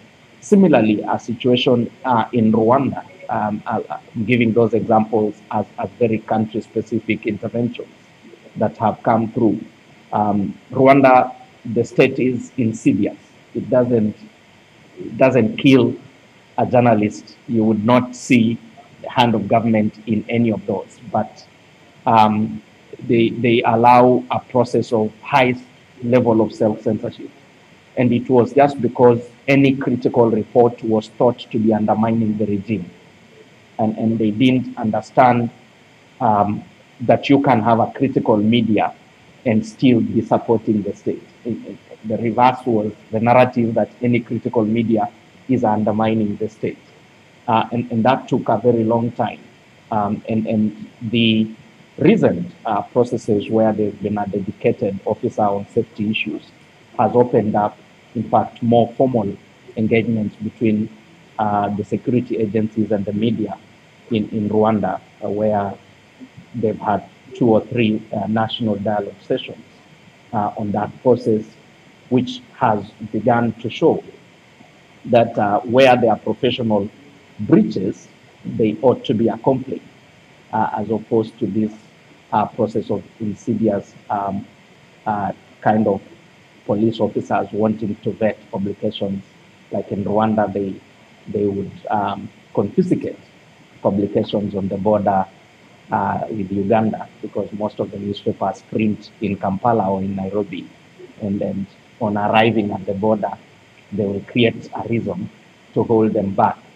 And that would mean if it's a weekly publication, they will release it after a month or 2, when it's no longer useful for you to place it on the market. In Kenya, I would say that what we have done through this process is convene a regional meeting. And again, where a number of these countries were learning how to initiate those dialogues, how to engage, so that we begin to find bridges on how each of these institutions are necessary in a democracy, and one is not undermined at the behest of the other. So it's an ongoing process. We have established what we call sector working group sessions that bring together state, non-state actors, and UNESCO as a convener, because it's a safe pair of hands in helping in that convening. So I've seen that in a number of these countries, that discussion would not have been possible to take the form it's taking without that intervening power of UNESCO as a safe pair. Even though, of course, sometimes they are also challenged with what the mandates within the country offices are like. So sometimes it's how individuals within those offices behave. There are some who want to have this discussion. There are some who will skirt around it and not want a discussion at all, even though they are safe pair on hand. So I think they need to be strengthened. The field officers need to be also strengthened. And where possible, the dialogues and the talks could be helpful if they are scheduled as perhaps asking them to have 1 or 2 talks within their own countries or region, and see what feedback they can bring back to the Secretariat on what is happening and what were the difficulties in convening such talks. Thank you. Thank you. I think it would be good if I could ask you a question, because you're sitting next to Denmark, who supported the training of African judges, and I know that you were at the training session in Arusha. And do you have any comments? What are the lessons about IPDC projects and training judges that we can take forward from your experience attending that particular session?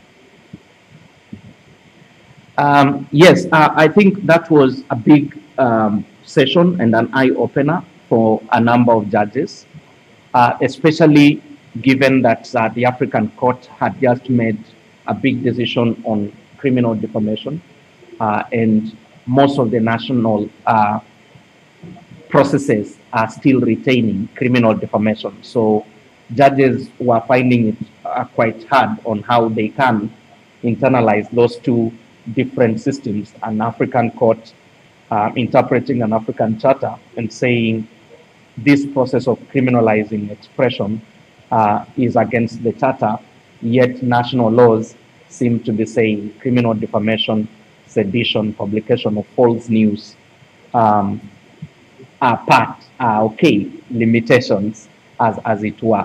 But the big lesson is that most of the cases criminalizing expression are handled by magistrates. And therefore, what we've learned as Article 19 in our region is that there is need to have more investment at that level, because then you begin to deal with the chilling effect that is with this criminalization. The idea that journalists can be held and prosecuted for inordinately long periods. On average, it takes 5 to 6 years in our part of the world for one case to end. And you need to be in court every 2 weeks, at least, whole day. So if we begin to think through, yes, judges at a higher level are going to make those grand decisions, but it's only 1 or 2 that are getting to them at that level. There are thousands that are at a lower level, and there is need to create that partnership. The second part would be, and a lesson that how the Arusha meeting was convened, is to try and select judges from regions that have made decisions that are quite adverse with those who have made progressive decisions, and trying to choreograph panels where they speak on the same set of facts and see how the others that are progressive arrived at their decision, and why those that are not as progressive are arriving at their decisions. It opens up a process of genuine dialogue when judges speak to each other, than when other people, sometimes academics, or civil society people are the ones speaking to them. They don't take that lightly, especially if they think Henry has never been a judge and he's telling us that our decision is wrong. But if another retired judge from South Africa who made progressive decision is saying these facts, everything else held constant, this would be the right decision in law to make, they tend to take that positively. So a peer learning process where judges meet each other and exchange views, and perhaps arrive at certain levels of commitment, because most of these criminalization are colonial relics. Funny enough, all our governments are keeping them, but they were laws passed prior to independence. So if they were bad at the time of independence, how come they've been kept long? So it's that peer learning process. It's trying to reach to the magistracy as much, but also making an intervention towards the prosecutors, which is the missing link, that judges in and of themselves may not help clean up the process. It's the prosecutors who begin to say this matter is getting into the chain or it's not. And these are my reasons. So where it's been possible, an engagement with the prosecutors has begun to help, where they help sometimes identify cases which they think they wanted to drop, but the politics around them cannot allow them to drop as individuals. So in some situations for us, they've acted just as, in quote, whistleblowers, telling us, I'm in this court and the Director of Public Prosecution has approved this case, but the client here does not have a lawyer. Do you want to be on record for them so that you can make the proper arguments? And that engagement has really helped, because some of the cases we've won, they were early identified by prosecutors who didn't want to prosecute. But because of the politics, it was important that that matter is in court. Immediately we came on record, we were able to say we want to constitutionally challenge this provision of law, and it ended up being declared unconstitutional. So it's a whole chain of engagement that we need to think through, as opposed to one thought of just judges alone. If we engage the whole chain, I believe there's going to be massive changes, especially on those colonial relic laws that straddle the whole continent. Thank you. Thank you very much. And maybe Denmark, since you were behind the project, could you comment on this too? Yes, I'm very happy to hear from you about the experience from this program. And if I understood you correctly, it's important to have this dialogue among the judges, because they rely more among themselves than on journalists and citizens and on other groups. So when you have the more progressive, as you're told, judges from some countries, then it would have a greater impact. That's what you're saying. That's very interesting to hear, because I've always thought that it would be great to have the combination of journalists, judges, prosecutors, to get the mutual experience and the mutual understandings on these processes. So the judges and the prosecutors get more knowledge about what is it all this about journalism and free speech and safety, not least. If I can comment on the strategy, and you, Mr. Chair, you urged us not only to look at the project but also to look at the policy made by IPDC. But I do hope that the policy and the projects go hand in hand. So so the project is follow up on the policy, and could also create. Sometimes you, through projects, can create or could develop the policy. I hope so. What I would like to see, if we want to get more funding, or at least keep the funding that we got now from our donor countries, this is the same old story. It must be visible for the governments. The difference, the added value that the IPDC can deliver. And I want to say two things here. First, it would be, I think it would be valuable. I know we make pamphlets and we make small small brochures and things like that. But if we could collect 8, 10 important projects finalized with outputs and everything, put them in an 8, 12, 16 pages pamphlet, use them when we are showing to our governments that, look, here this organization can make a difference. Make a difference because we have this cooperation between, we have governments and NGOs together, which is, as Albana always has said, the unique position of IPDC. I think that could have an impact. Brief and precise and with a spot on what have the added value been here, what have the results been. This is the first thing. The second thing is about our evaluation of the projects.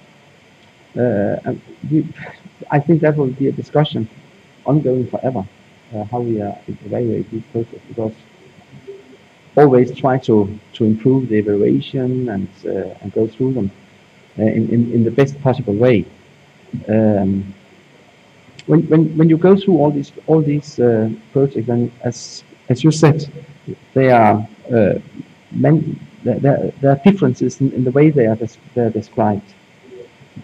I would prefer, and I hope for the coming Bureau members, that they could get less information, I might not say less information, but only 2 pages of each project. So you very easy can see and can get the idea about this project. Try to make a template, so for all Bureau members, it would be more simple, more easy to go through these projects. We have seen, and this is not the first time, we have seen it during more of, I think, on 4 Bureau meetings now, and it's not always that everybody have evaluated and put in their comments, prioritized or not the project. It can have different reasons. I won't go into try to find out why we always end up here, but I think we should reflect on it and make it in a way so it's more feasible to go through them, and so they are equal to each other, these projects, in the way they are described, and more compromised. I think that could be helpful.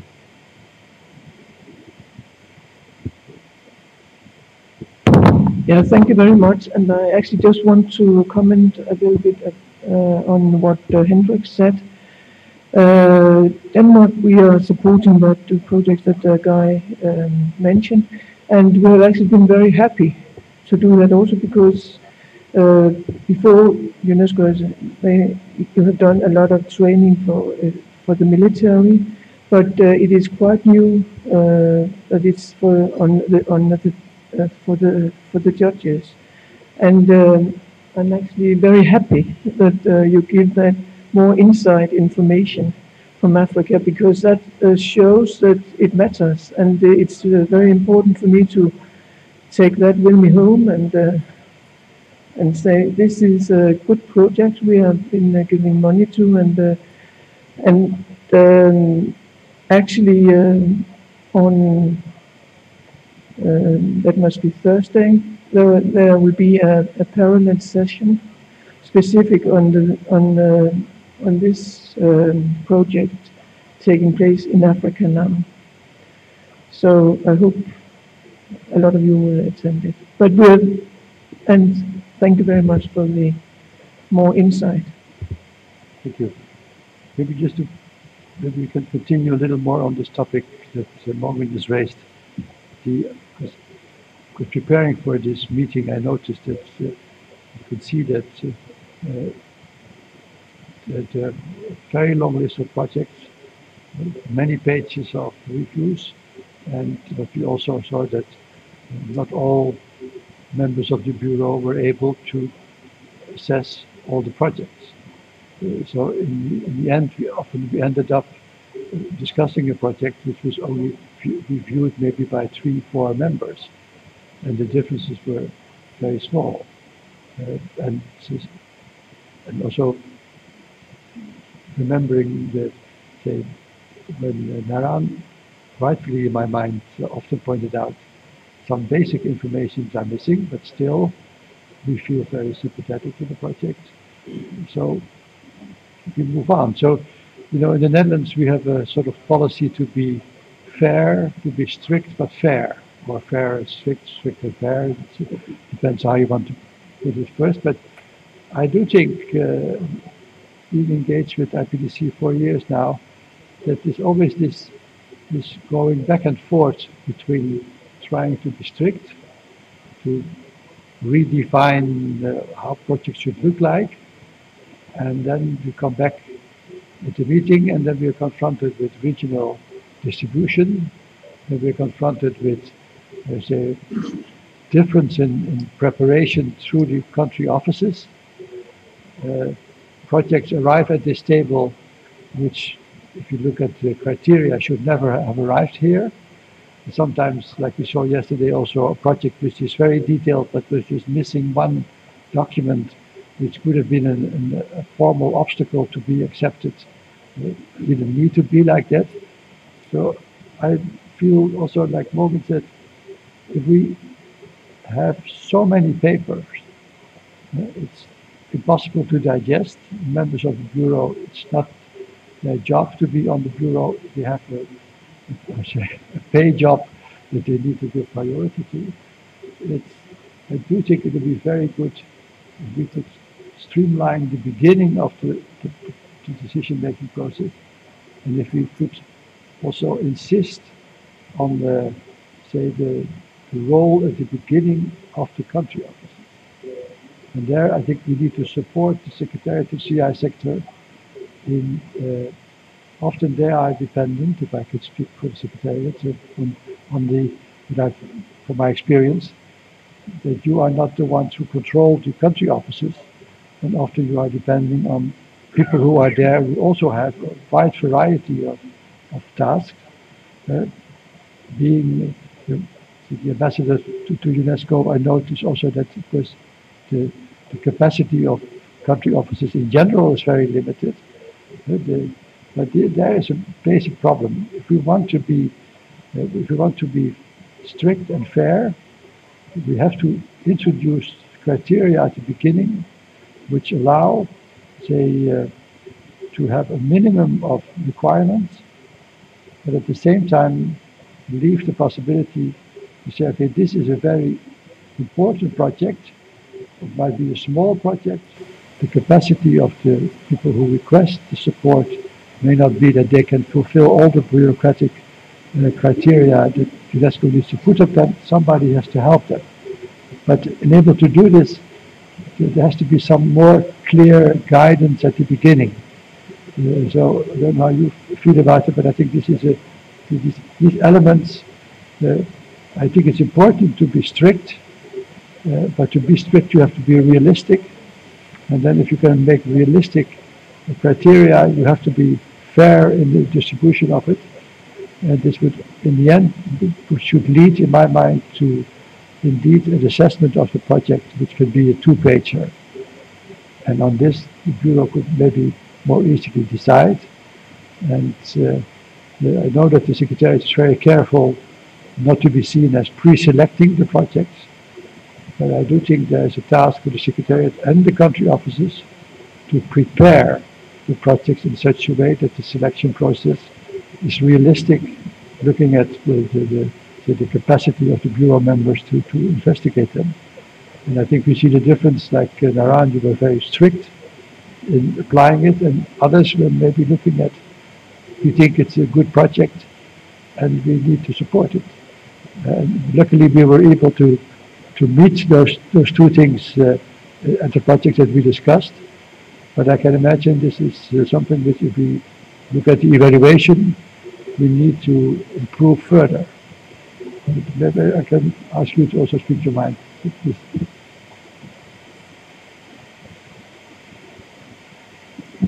Thank you very much. I just would like to suggest now the technology is helping us to make the evaluation much easier and better. I have two suggestions. First, about the time giving for the evaluation.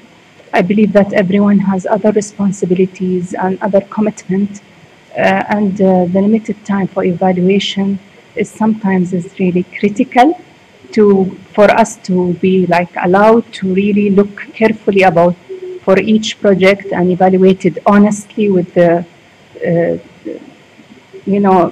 giving all the attention for each project, and it is really challenging for the limited time. I don't know if it's possible to consider giving much time for the evaluation and compared with the current time giving.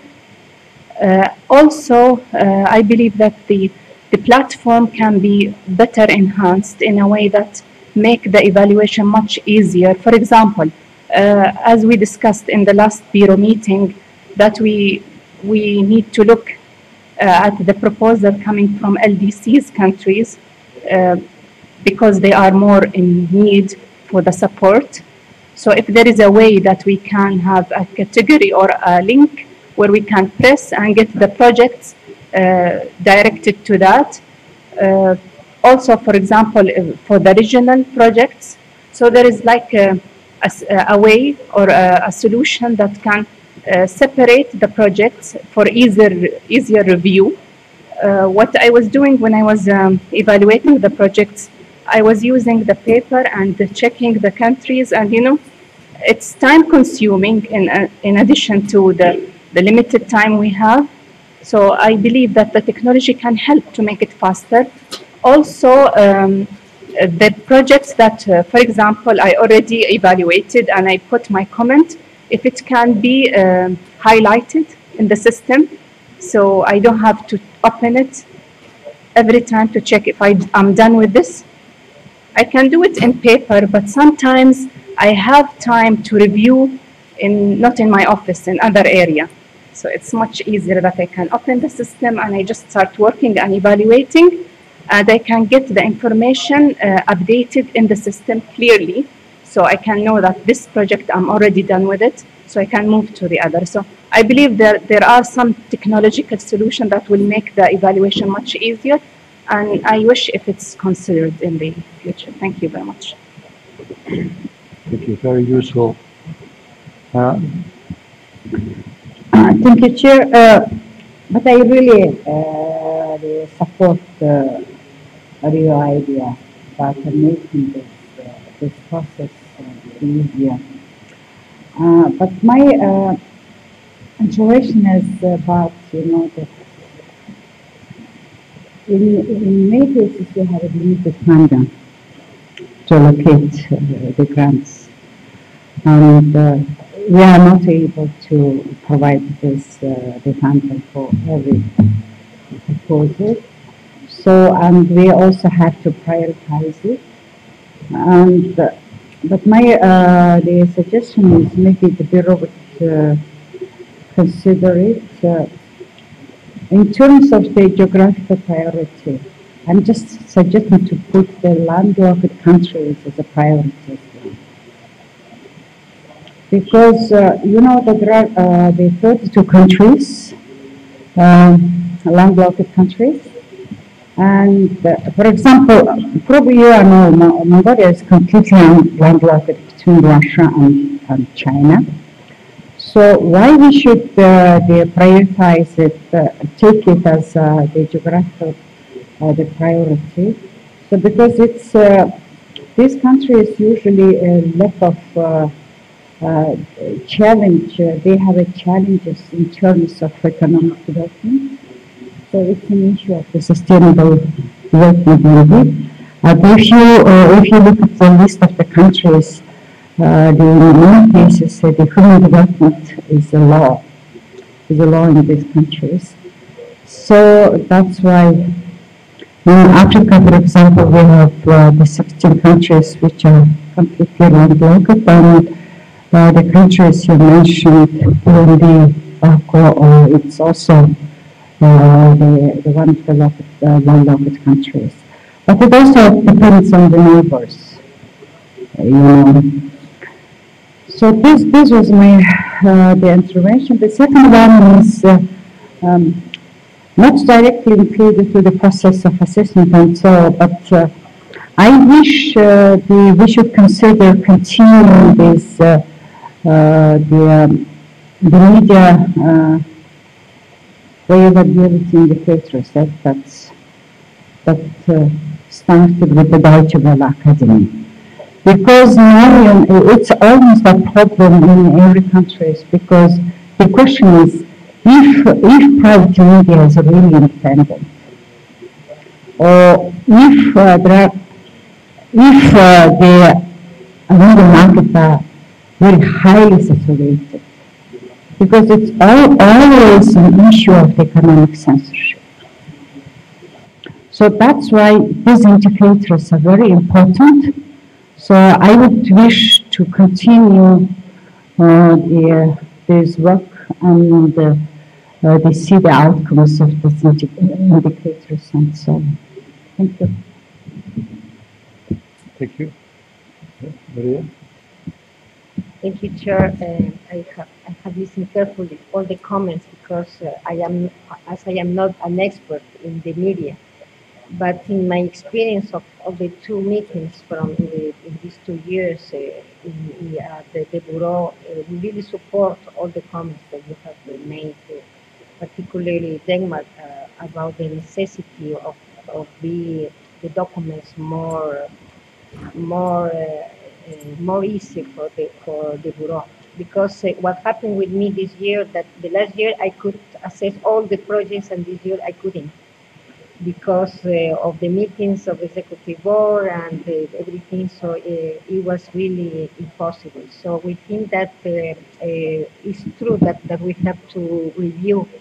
Even I would like to take one of the recommendations of the evaluation, no, that says clearly that the project selection process should be reviewed and refined to enhance efficiency and transparency.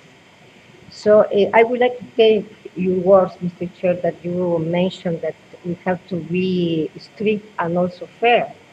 For example, if we take what happened with some projects from Latin America, it's really what you mentioned. We need to strengthen the work of the field offices in this field, because we have seen with the Secretariat that most of the projects this year has a lack of many information, because we don't know what happened with the field office. If the person who is in charge to review these projects and to submit it to the Secretariat, we don't know what happened. We're going to maybe to talk with the director of the offices. For example, in Quito, that we have more closer link with her, to ask how the IPDC could strengthen these officers. Maybe they need training. We don't know. Maybe the council can or the bureau can decide some issues, some capacity building for this, because otherwise we lose these interesting projects. For example, one of the projects was from El Salvador, and we were talking with Denmark that the project was excellent, but the problem is that the project was not very well drafted. And we lose this issue only for, as you mentioned, for formal issues. And the other project, for example, was from Haiti. That for example, Denmark commented that this is an important issue for this country, that is the least developed country in Latin America, even it's a sixth country. but the project could not be finished well. So maybe we have to define the criteria carefully. And I don't know if with the process of the IPDC strategic framework we could take this. I think that now the Secretariat has a very important role, very much work, because they have to prepare this, what the evaluator has suggested. For example, he said that it's necessary also to focus the intervention of the IPDC, because as you mentioned, I totally agree with you that the IPDC is not only projects. We have to give more visibility to the program with other issues that are important. For example, grouping countries regionally on an annual basis and rotating between regions. I think that is a very good recommendation. That we have to work, maybe the members of the Bureau has to be more committed with this issue, to work closely with the regional groups. Maybe, for example, if one office in the field presents or submits some project that is not enough, maybe the Secretariat could provide this information to the Vice Chair, and maybe we can talk with the Bureau, with the country that is for stranger, for helping, please prepare the project in another manner, so we cannot lose this.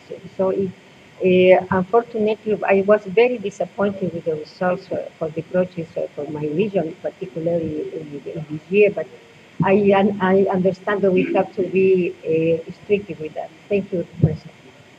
I think it's important. It's interesting also to see that you, like myself,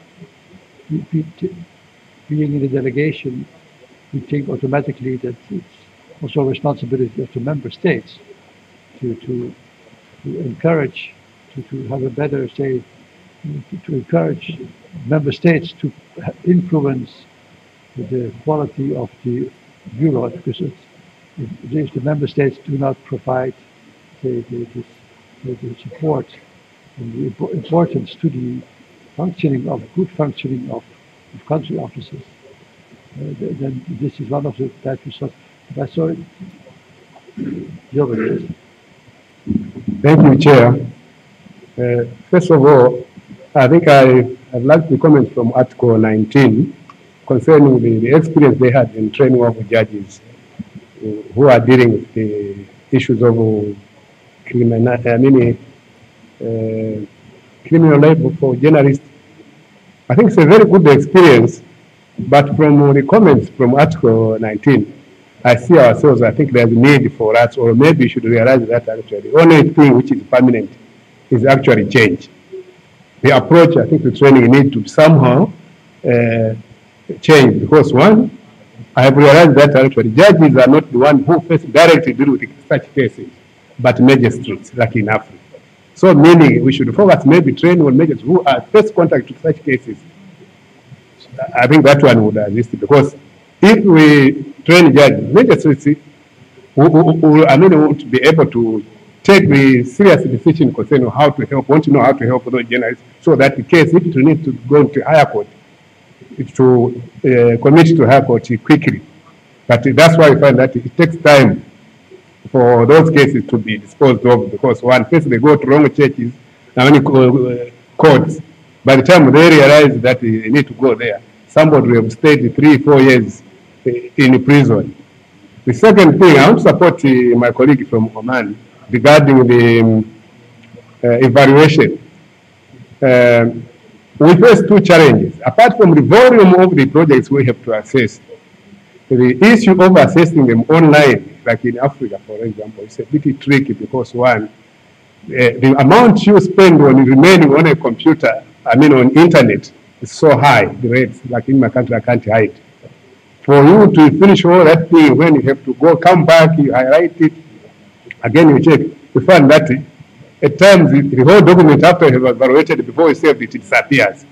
If there was a way of evaluating such documents offline, for instance, I download that documents, I evaluate, then after that, I can scan it and put all my comments send it if there was a way. Then it could have been very easy for us. It was downloading for me to be easier.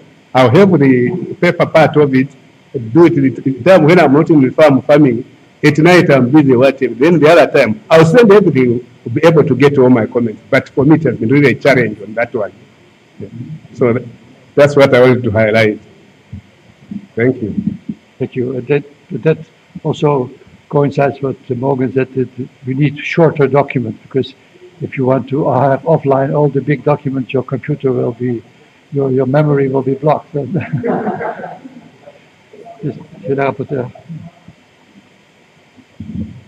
Merci bien, Monsieur le Président. Je voudrais, pour commencer, m'excuser, puisque ce matin, je n'étais pas là. J'avais eu un petit souci de santé. Ma glycémie étant montée, j'ai dû faire des excès hier soir au dîner. Mais vous savez, quand on voyage, quand on est diabétique, c'est pas facile de gérer ces questions-là. Cela dit, je suis bien évidemment solidaire de toutes les décisions que vous avez prises ce matin en tant que membre du bureau. Je voulais réagir juste par rapport à deux points. Tout à l'heure, le coordinateur du programme article 19 avait parlé de la nécessité de poursuivre, de renforcer la formation de tous les acteurs intervenant dans le secteur des médias, les journalistes eux-mêmes bien évidemment, les juges, les procureurs, parce que comme vous le savez, dans la plupart de nos pays, en tout cas, même ceux qui ont dépénalisé les délits par voie de presse, les journalistes continuent à être jugés sur la base, non pas de la loi sur la presse, comme prévu par les textes, mais plutôt sur la base du code pénal. Et c'est une véritable préoccupation qu'il faut continuer à prendre en charge, notamment par la sensibilisation de l'ensemble des acteurs. De même, il importe de renforcer les capacités des forces de défense et de sécurité. Cela a été dit, je le souligne, moi également, parce que, comme vous le savez, ces forces ont tendance à mettre en avant la violence sur les journalistes, parfois en confisquant leur matériel de travail, leurs reportages, leurs enregistrements, et c'est autant de motifs de préoccupation. Donc, formation, oui, je conviens, il faut poursuivre dans cette dynamique. L'autre aspect, c'est les critères de choix et d'évaluation des dossiers. Évidemment, souvent c'est une préoccupation aussi parce qu'il n'est pas toujours facile de faire des choix de façon objective. Des critères ont été suggérés, je suis d'accord avec certains. Tout à l'heure, la Mongolie said that the landlocked countries should be given a priority because of the basic, the primary resources that are very expensive in the area. I think that an issue to do with low revenue countries, these countries are also, we know that the journalists in such countries, they have very little means and resources to accomplish their mission. And it's also, there's also that temptation because they don't always have the means that they need. We could also look at the Reporters Without Borders. They'll be able to put in place a list establishing some sort of priority, and that could be a model for us to look at, so that the people who are lower down the list could be helped. We should not, but we should also continue to sensitize the countries that are lower on this classification. But on the whole, I don't think we could just go out and define criteria. We should have simple procedure on the field, looking at the way to treat requests, because it's not easy to have exchange with the regional office of UNESCO, because I think that in West Africa it's Dakar that's the office, and I think the procedure is long, and when the people put in the request, they are sometimes discouraged and then they abandon it because it's not that motivating for them. So I think that these are concerns that we must continue to think about that and find a solution, the best solutions to these issues. Thank you.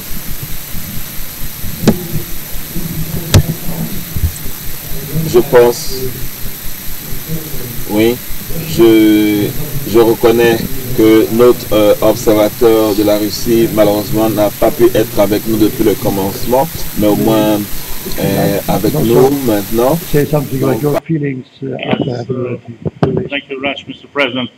We really, from the very beginning, participate in the. Sorry. First of all, I have to excuse myself that I don't participate in all sessions because here I have also another mission. I also had to interview President of Ghana, and it had to be this morning, and it's postponed for tomorrow. That's why I'm sorry that I couldn't be for the beginning here. I was in his office this morning. Really, Russia participated in IPCD program from the very beginning. We're one of who established this program, and we still now concerned about development of this program, and we try to be active in our programs with IPCD. For example, we work a lot with our media organization in Commonwealth states. We organize training courses for our own budget. We invited journalists from our Central Asia countries. It's not my fault, right? No. And we work to find some funds for the budget of IPCD. I think we'll be able to do that before the end of this year. And by the way, we want to express our full support of that IPC program by IPDC. And we talked about this with the previous Secretary General, Secretary Director of UNESCO, Madame Volkova, and we plan to have a meeting with the current director. She's now in St. Petersburg at the Jazz Festival, that they know. And anyhow, you have to know that Russia will support that program very strong, and with all that. Thank you. Thank you very much. Maybe I can ask the guy to sum up what he takes away from this, and see so that we can appreciate how what you think could enter into the strategic framework that you will be preparing. Well, thank you to all the delegates for their comments and the observers as well. And I've been taking notes, and I see Rose has been taking notes. So your points do not disappear into the atmosphere. We do take them seriously, and we here at the practical level, we should try to make it easier. In fact, it would also be easier for us because we are a small secretariat as well, and to handle all these projects as well as organize the IPDC talks. And now there's 1610-2, it's more and more things with the same size team. But I think we are proud about what we are able to achieve.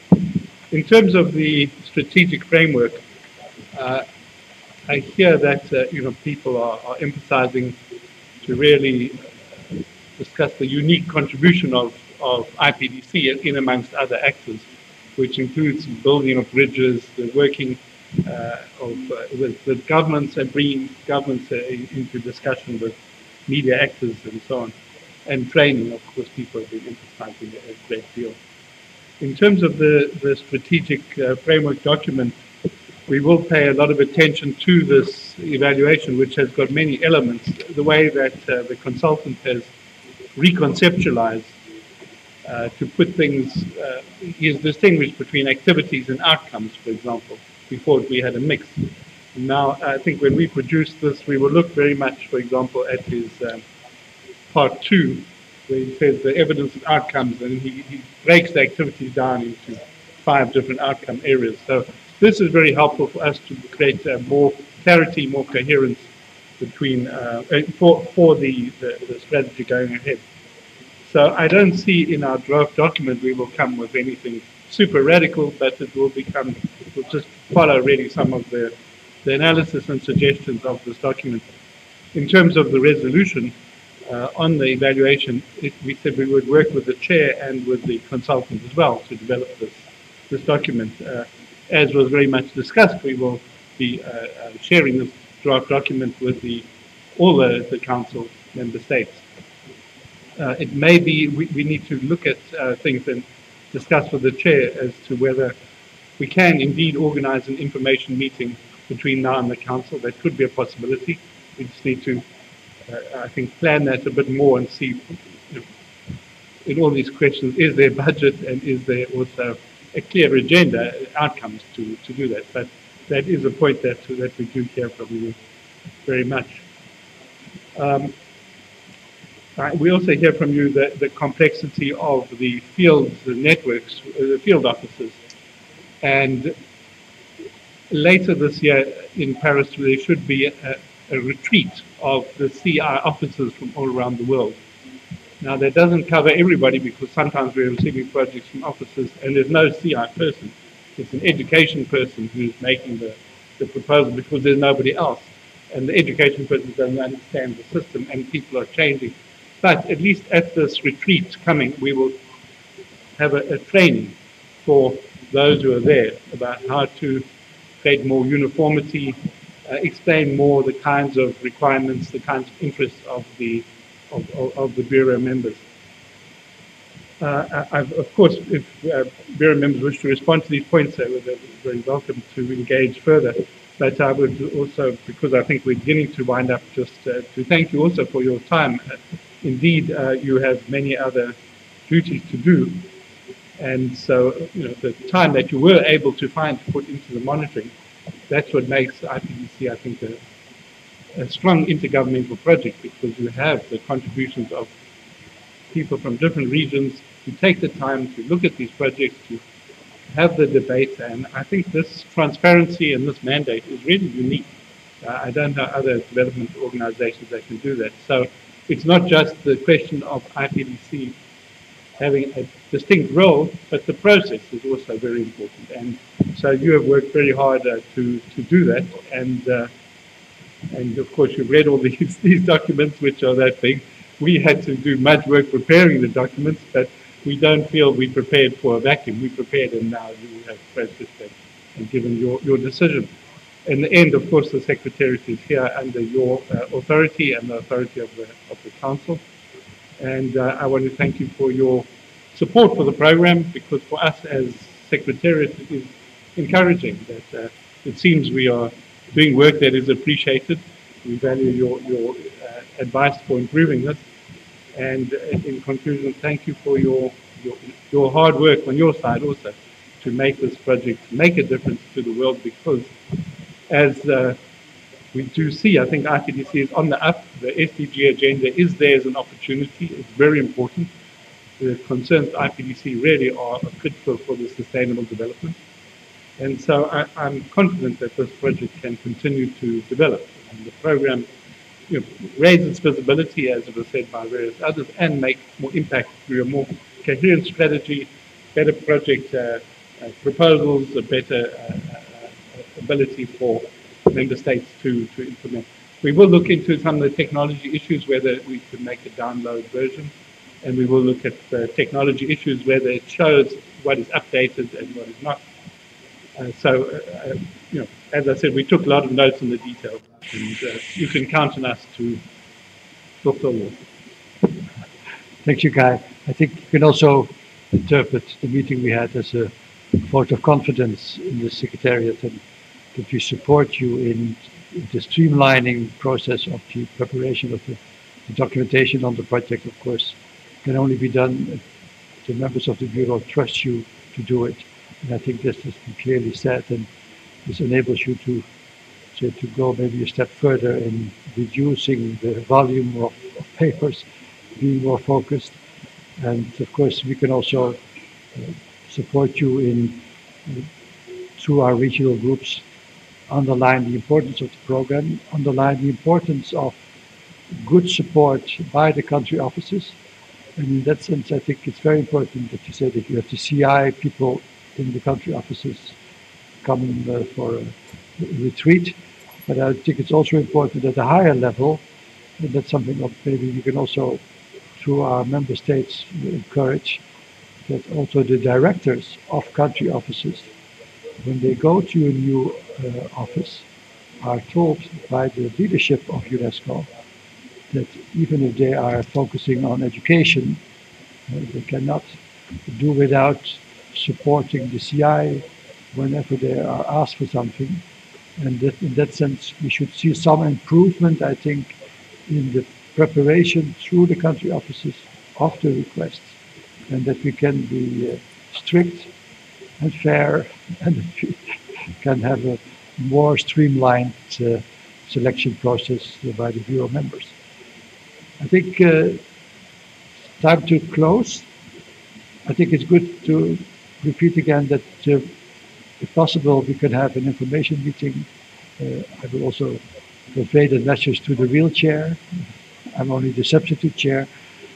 And I'd like to inform you that the date set for the next Bureau meeting, of course it will be after the council session, will be the 21st and the 22nd of March 2019.